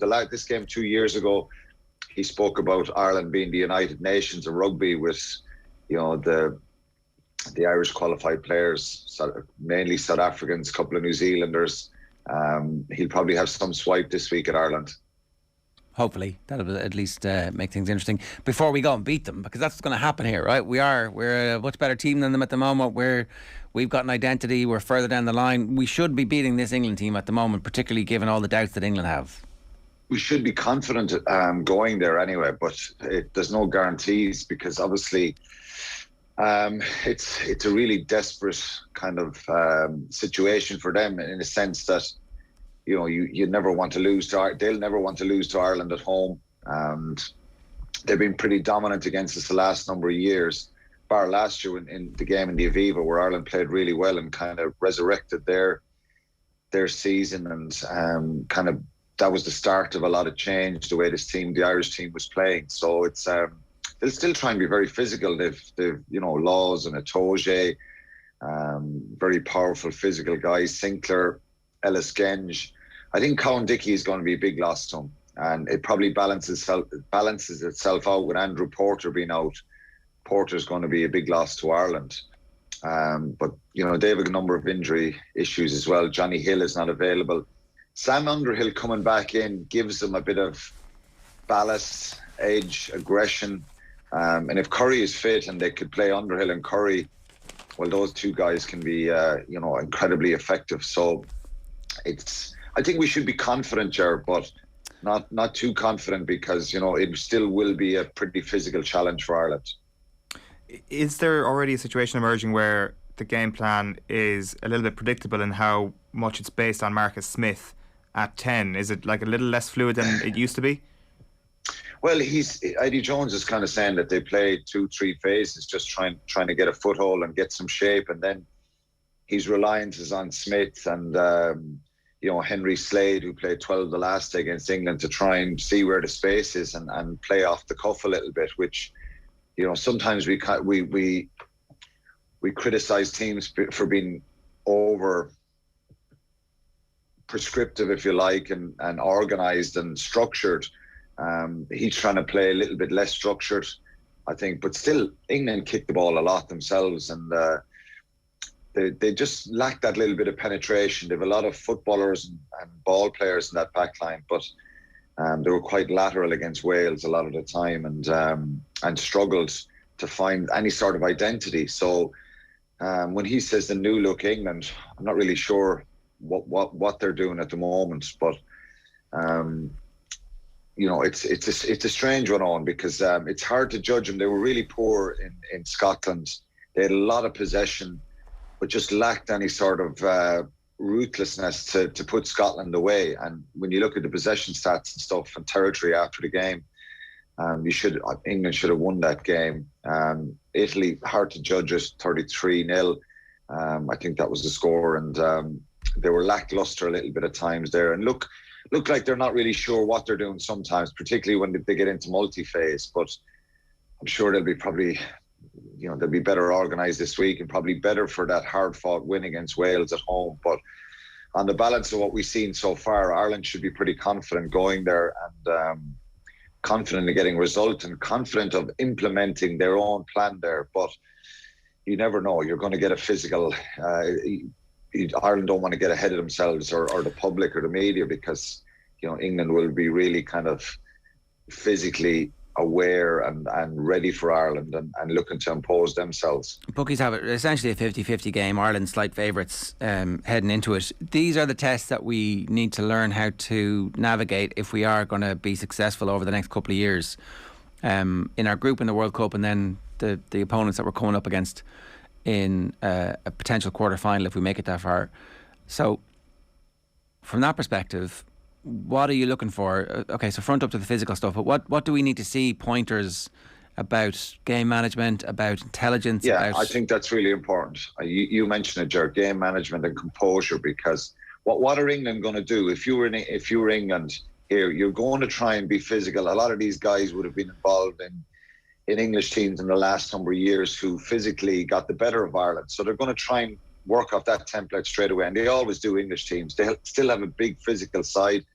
Atoje, Laws, Dombrandt if he plays. They're all going to try and annoy Ty Byrne and get him sent off. Of course. Well, they're going to try and, I don't know about getting him sent off, but they're trying to they're going to try and stop Ireland's flow. Ireland's accuracy in November and in particularly in that Welsh game, had moments of it in France, and the type of game they're trying to play. How do you stop that? You stop that with line speed and aggression. And Sean Edwards, France, did it defensively and stopped Ireland and physically overpowered them. The breakdown is probably the key here, and that's an area where Ireland need to get back to where they were in November. France really unsettled them there and caused them issues. And that line-out, I kind of highlighted the line-out, just what kind of type of possession and ball you get off the line-out.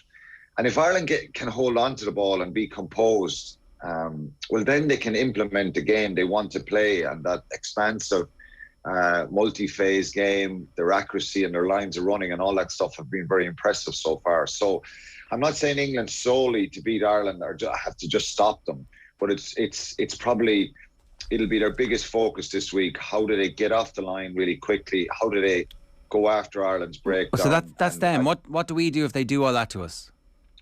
We just need to be better. We need to be more composed. We probably lacked a little bit of enthusiasm getting into the breakdown, accuracy, which was surprising because it's an area that, as I said, Ireland were really good at. Line out intelligence. And for me, that's about, being a little bit cynical at times. France were quite cynical there. They closed the gap. They threw jumpers across. And you're going to get that from Atoje. You're going to get him niggling in the line out around the side of the breakdown. And Ireland just need to be really alert to what England are trying, the pressure England are going to put that on them. Because usually, Jerry, in any sport, it's the pressure you absorb. How can you cope with that? And those kind of moments when you were defending, can you keep your composure, keep your patience in defence? And that's what usually wins games in these tight games, and enables you to play. So I think it's the type of pressure England put on Ireland. I wouldn't be, it's a very, very risky statement, but I wouldn't be overly concerned that England are going to cut us open with their play. I think they can be effective and they'll kick their penalties and they'll try and get into Ireland's half. And for Ireland, they've got to put pressure on Marcus Smith, because if he goes well, he can cut you open. But the flip side of that is if you get in his face and defend really well, he can force things a little bit. Are there any selection issues from an Ireland perspective, or is it all fairly obvious? James Lowe comes back in. Who plays in midfield? Sexton starts. Yeah, I think Sexton does start. I think this is this is a vital game for Ireland. I think they're still in with a shout in the championship. They'll be hoping Wales maybe will do them a favour on Friday night. Not really sure. I think France are on the front foot now, and it'll be hard to stop them. But the second row, if you have Ty Byrne, James Ryan and Ian Henderson all available, who plays there? The temptation could be to put Henderson in with Byrne. I think Byrne probably starts because James Ryan and Henderson were out for the Italian game. The midfield, again, it's a bit of a conundrum. You're splitting hairs, Robbie Henshaw, Bundy Aki.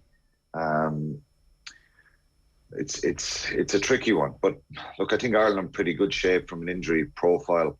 Andrew Porter obviously is a little bit of a loss, and you lose some stuff around the field from him. But Cian Healy will, from a set point of view, will there won't be any weakness there. But it'll be a pretty predictable Irish team, I think, which is good, and a consistent Irish team. Right, so you're feeling good about life? Well, I don't know, am I feeling good about life, but I'd be fairly confident this Ireland team. I'd be disappointed. I'd be really disappointed. I think this is, you said it at the start, Ger, this is one now that we've got to be ruthless, and we've got to go there and get a result and get a win, because I think on paper and where we're at the moment, we're probably a better side. But that doesn't guarantee you the result. But I think mentally it's a really crucial one now. That what did we really learn from Italy? That's the only kind of downside for me is I think, when you look at what France did to Scotland, a lot of what we did in France was really, really impressive. Given the type of physicality and pressure that we were under at times. And when you look back at that game, if they're able to fix some of the things that went wrong, particularly at the breakdown and line out, there's no guarantee they'll get all that right this week. But if they tighten up and get their breakdown better, I think they can play, and I'd be confident they can go there and get a win. All right, look, we'll leave it there for today, but we'll get your thoughts on the team later on in the week. Thanks a million. Cheers, lads. That's Alan Quinlan giving us his thoughts there. A reminder, OTB AM brought to you live each morning by Gillette Labs for an effortless finish to your day. Also brought to you by the thunder in Eoin's stomach this morning. It's non-stop. I know. It's very impressive. It's like, is it coming out on air? Can everybody hear it? I hope so. Because I can. Sorry about that, everyone. I'm so hungry. That's all right. What are you going to have? I don't know. I've just been living on a diet of coffee for the morning. Probably not a good idea. And El Banana takes it all away. That's all you need. Fergus says Rory has mastered the art of the top 10 finish without ever really being in contention. Jeff says the classic Rory is the best player in the world on his game. Jesus, lads, that ship sailed a long time ago. And Shane says no mention of Cavan win versus Sligo. That call. No mention of Cavan's win versus Sligo. Yeah. Cavan, best team in Division 4. Postman doesn't celebrate delivery of the post. No, exactly. I think... did we all... Oh no, sorry. Adrian predicted Sligo would be Cavan on Friday's Quick Picks. The rest of us... Congratulations to John B, who wanted Rory in red and the Cork Hurlers in green. You've won a Gillette Labs shaving pack from the performance rankings a little bit earlier on. And tomorrow we'll be live building up to England in the Six Nations, talking football and much more as well, including the Dele Alli Derby. Right now we're bringing you OTB Football Saturday's brilliant studio interview with Jack Byrne. This is class. Stay tuned. Guest this week, Republic of Ireland and Shamrock Rovers midfielder Jack Byrne. Jack, you're very welcome. Thanks for having me. We're jinxing our guests here on Saturdays, Jack, because last week we'd Owen Doyle in here and they'd lost the night before, and unfortunately you played Pats last night and didn't go exactly to plan. Yeah, look, I think performance-wise it was good. We just couldn't put the ball in the back of the net, and we missed some good chances early on, but that's football, that's the way it goes. That's why we play it, and that's why we love it, because it's different every week. How are you feeling the day after? Sore. What's the recovery process like? We were in this morning, and we were back at it this morning. Went in recovery session this morning. A few painful bodies, a few painful heads. Lads thinking maybe we could have done a little bit better. It's just the usual day after a game. Don't sleep too much that night, and it's just you dust yourself down. Usually in this league you have a game on Monday, but we don't have that game on Monday now. We have a game on Friday, big game. So, look, you just dust yourself down as best as you can, and you try and go again and get 3 points. So you're kind of thinking about what happened during the match? You'd be thinking about what happened during the match, and, chances that we may have missed, and because we are playing some good football, especially in the first half. So if we had took one of the chances probably in the first half, it might have been a different story, but we gave them a way into the game. We gave them something to hold on to, and to be fair, the Pats, they were game, and they had a game plan, and they executed it well. But I can't say we're not happy with our performance. We were pretty comfortable coming off the pitch, although with nothing to show for it. We were quite happy with our performance. How are you feeling about being back? I'm enjoying it. Yeah, I'm really enjoying it. It's good to be back out there getting minutes in the legs. It's been a long time since I've played, so I've got 4 games now, probably 5 with the President's Cup. We probably count that one as well. Couple of 90 minutes, feeling better, feeling sharper. But still getting my body used to being back in full flow, really. So hopefully a bit more to come now over the next couple of games. You know, anything different upon your return? I suppose the interest and the start of the season is always good, and the fact that the matches are full with fans. Definitely. The first couple of games, you couldn't ask for anything more, really. Right. Fans wise, you know, full houses, you know, packed stadium, kids, older people there. You got some stick last night?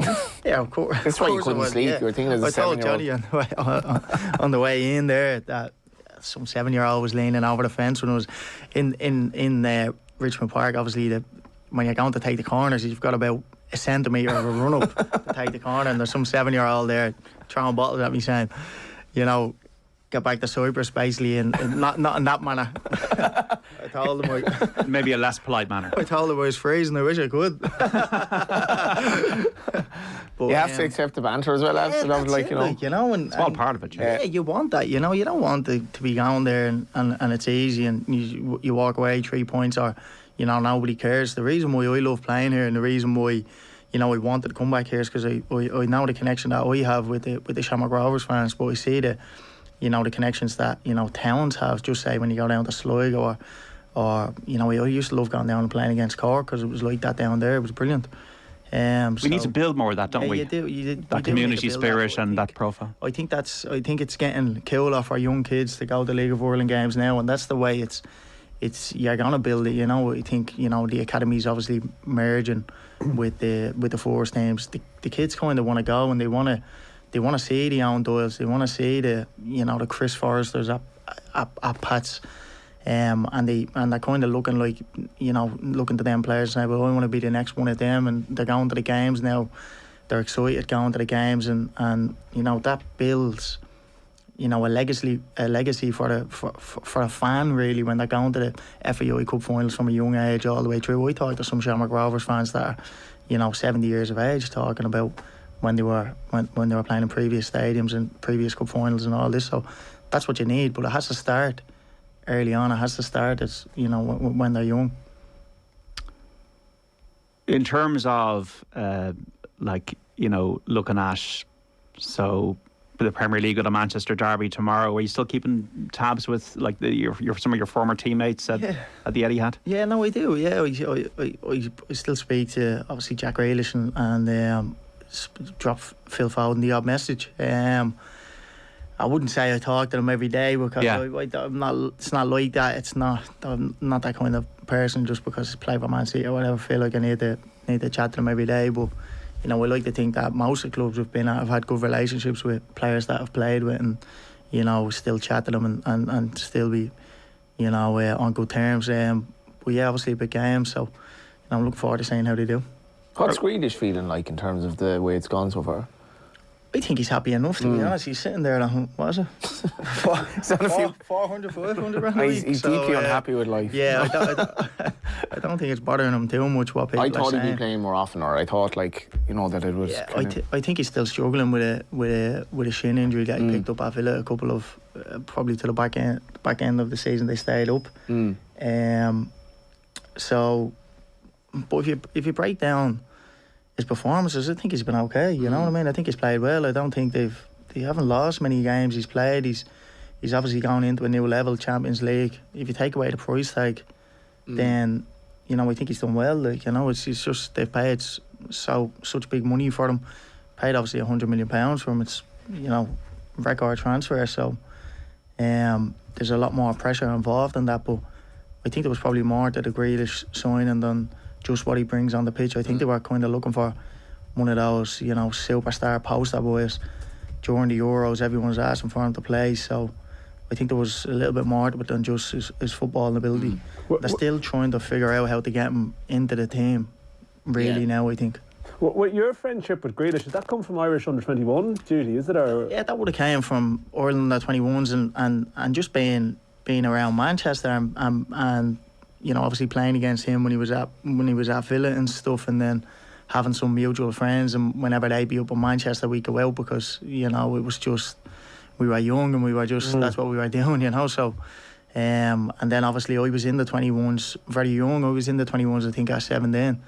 I think just gone 17. Noel King called me up. Paul Doolan wasn't too happy about that because he left me out at 19s. Yeah, so it's not like Paul Doolan to be unhappy about the situation. No, I'm sure he'd bring that up somewhere anyways about me. He did have a reasoning for it, didn't he? Yeah. I can't remember what it was, but but it was like, did you not start Grealish when you were the Ireland under 19s? Yeah, you know, he left Grealish out as well. Yeah, that was probably not ideal, but anyway. Yeah, but, it's a step above with Pep, isn't it? For Jack Grealish. Yeah, it is. Yeah. It's a step above going into that environment, but he's certainly well able to play that level, and I think he's proven like he's not been an absolute total disaster or anything like that. He's just trying to fit into a new way of playing. But obviously, a lot of Pep's play would be more positional play and waiting for the ball and letting the ball do the running basically for you. And Jack's a dribbler, isn't he? So yeah. You know, he wants them 1v1 situations. He's probably better when he gets the ball a little bit deeper and he's driving and he has players in front of him and he can slip players in. And at the moment when he's playing for City, what I see is teams are sitting back against him. He's getting the ball out on the left and he's not really a 1v1 kind of player in that left wing position. The way Sterling or Mahrez will be. He's actually very different to that. He pick the ball up deeper in midfield and dribble past midfield players and commit defenders. Then that's the way I see him. So I still think they're trying to, you know, find a way of getting the best out of him and getting him, you know, obviously into the team. But if he plays that deep midfield position or that roaming position, you know, he's obviously got Kevin De Bruyne in front of him, so he's not going to take that position anytime soon. So they need to find a way to get the best out of him in them higher positions. Like I always thought it was going to be a big adjustment for him, because you watch him play for Villa and he was doing everything. You know, he was the central sort of focal point of the team. You watch Villa play and you almost felt he was under pressure to make everything happen for them. Whereas City, you go to City and you're slotting into a machine that's sort of working, that's operating very well. So I always thought maybe like the first season there'll be a little bit of that adjustment, and you kind of see it from year 2 and year 3 that it'll really sort of kick on there. Yeah, no, I agree. I think as well, at Villa he's the main man. Everything is going through him. That me? No, that's not you. At Villa, everything is going through him, and you know, he was probably, you know, 1 or 2 levels above the players he was playing with. So they're probably looking for him at every moment of the game, and everything good that was happening in the games were going through him. You know, if he wasn't getting the ball on the left, he could filter over to the right, or he could drop into the middle, or he could drop a little bit deeper.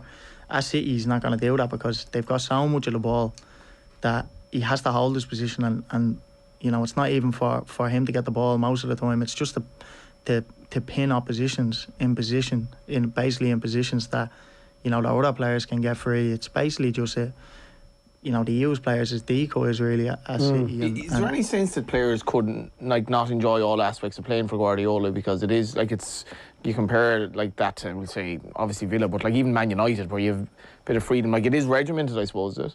Yeah, I think so, but I think, you know, if you're winning games and you're top of the league, then you're gonna enjoy it. You know, if you're at United and you're roaming all over the place and you're 6th in the league or 5th in the league, you're not going to enjoy it as much. But I do. There's a goal for Newcastle. I do. That's the second one. So Wow. Ryan Fraser scored the first one just a moment ago, and they've just got a second one. So Newcastle 2, Brighton 0. We also have Aston Villa. That's Fabian Schär scoring the second for the Magpies. Aston Villa are 1-0 up on Southampton. Jack Grealish's former club, and Ollie Watkins has got the goal. Jack's team as well. He's a Villa fan. So Jack Byrne and Jack Grealish. Let's just hear from Oleksandr Zinchenko, because he's been speaking to Gary Lineker of the BBC about what's happening in Ukraine at the moment. When you see the images of the destruction of the cities in Ukraine at the moment, what goes through your mind? I'm just crying. I promise you, I'm just crying.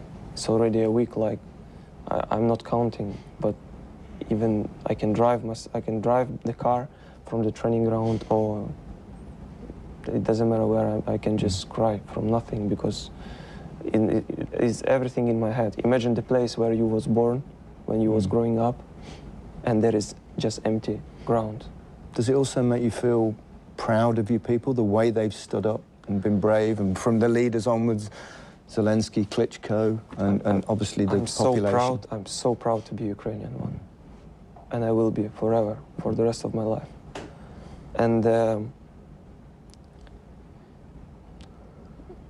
when you're watching the people, how they fight for their lives,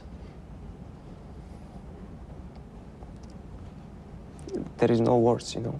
So I know the people, the mentality of my people from my country. They prefer to die, and they will die, but they're not going to give nothing. What do you say to Russia when they say this is just a security operation? I can show you 1 million pictures. I can show you 1 million videos, what they're doing now. I can show you every city in my country which they destroyed. And this is a secret operation. It's impossible. This is the real war. And the way what they're doing with my people is not acceptable. We need to stop this. Yeah, it's terrible, lads, isn't it? And maybe it's taken this for sport to wake up to its relationship with money.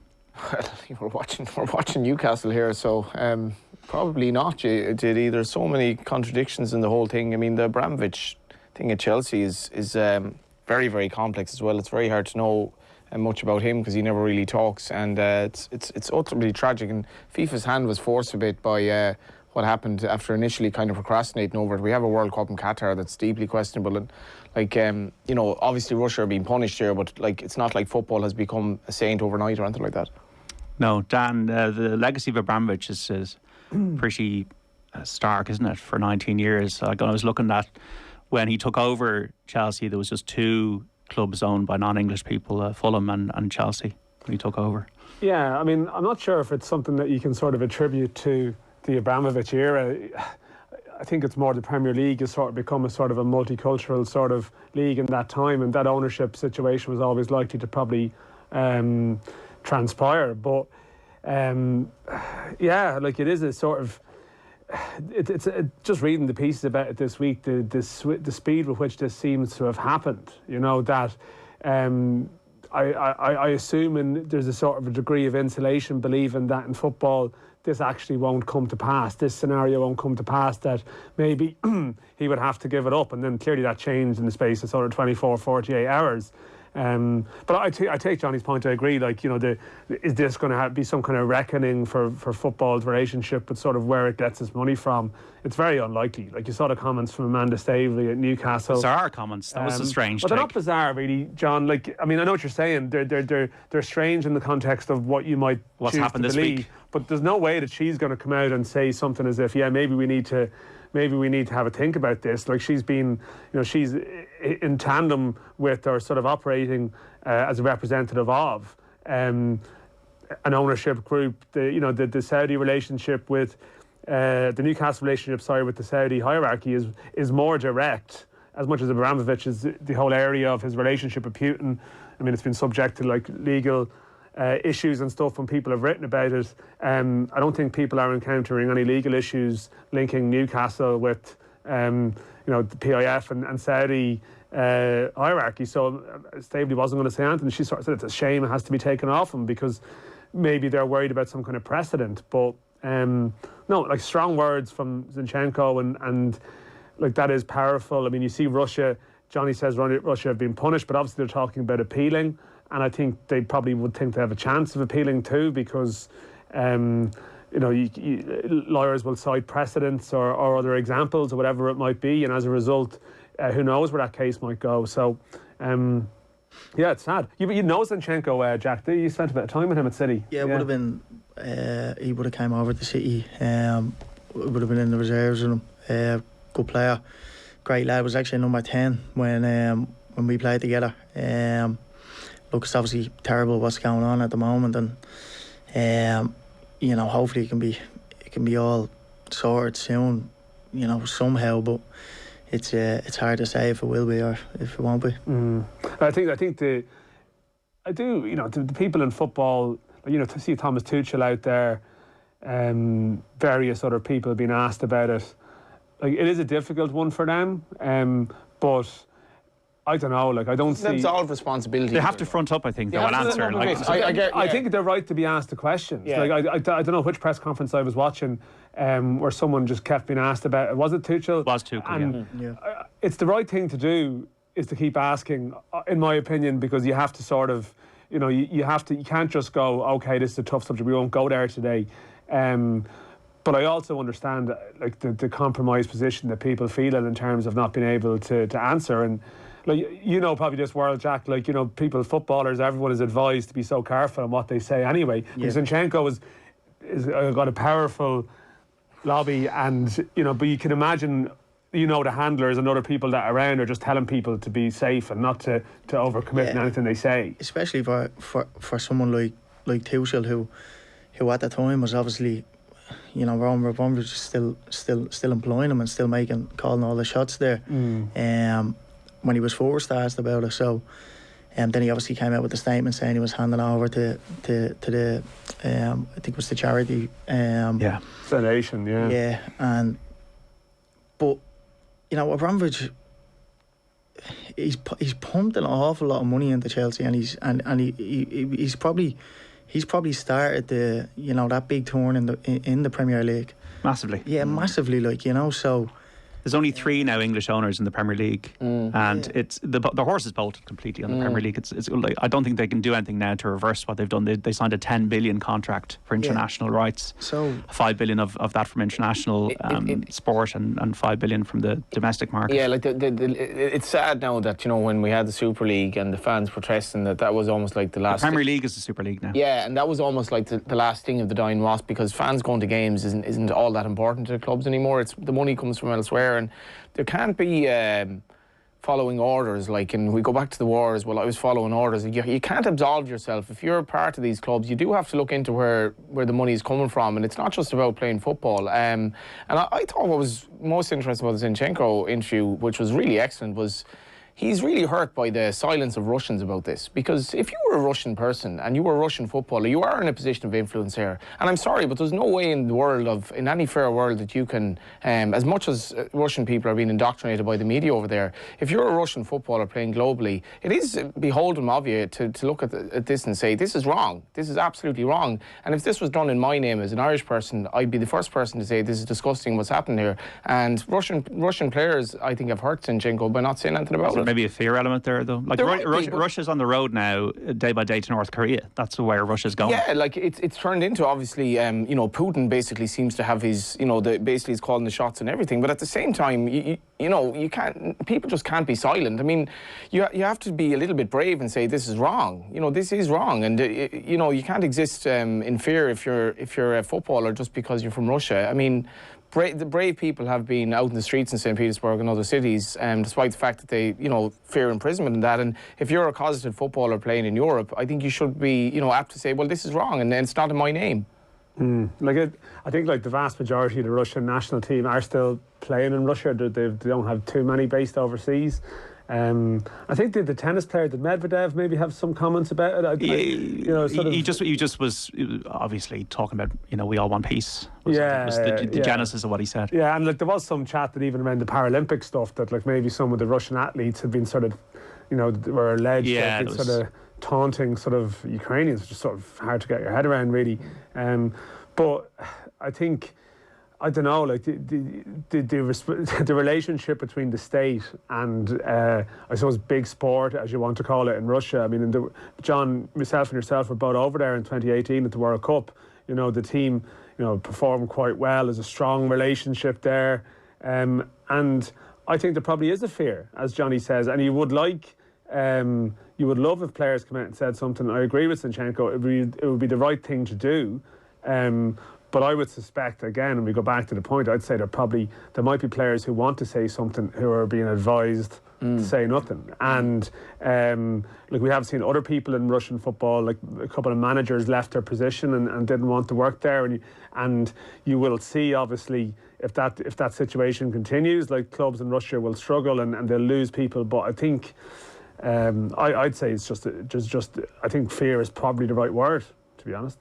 Yeah. Sadly, and Yeah, look, let's hope there's some kind of positive resolution, because it's just absolutely horrific what's happening at the moment. I guess just if you take away the war itself, like, sport cannot be used as a vehicle for these strongmen and dictators to showcase, like, from 1936 up until Qatar now. We have to get away from, you know, like, I guess when you... Sport capitalises on people's escapism. It does, at 100%. Yeah, and people want to escape, so don't be troubling me with this talk about who owns it or who the dictator is or where it's been held. This is escapism, but it's not. Like, sport isn't escapism for someone like me, like or for Jack or for Dan or for you. It's basically our lives to a large extent. And like 1936, you know, basically everyone's under orders, like, to not take away all anti-Jewish graffiti, and all the visitors to Berlin think this is an amazing place and all that. And I guess it's at a lesser level. When you guys went to Russia that time, you know, the bad stuff in Russian society was like, well, you know, well, the hooliganism, get out of here. Yeah, you know, it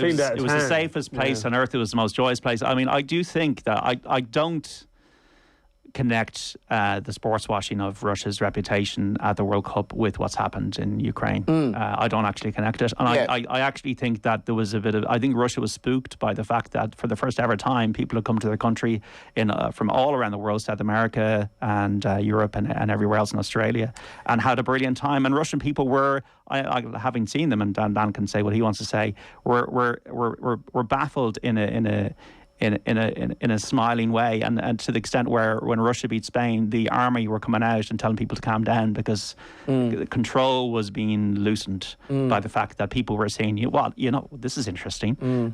These people are all on the metro, they're having so much fun. I live a grey life where my Wi-Fi is controlled. It's free, but it's controlled in the metro. Everybody can spy on it. Spoke to 2 Russian lads in a bar on my last day there. They told me how difficult it was for them to even go to Barcelona for a weekend because of visas and all that kind of thing. OTB AM. With Gillette. Get into your flow with the new Gillette Labs razor with exfoliating bar. I don't miss the meetings.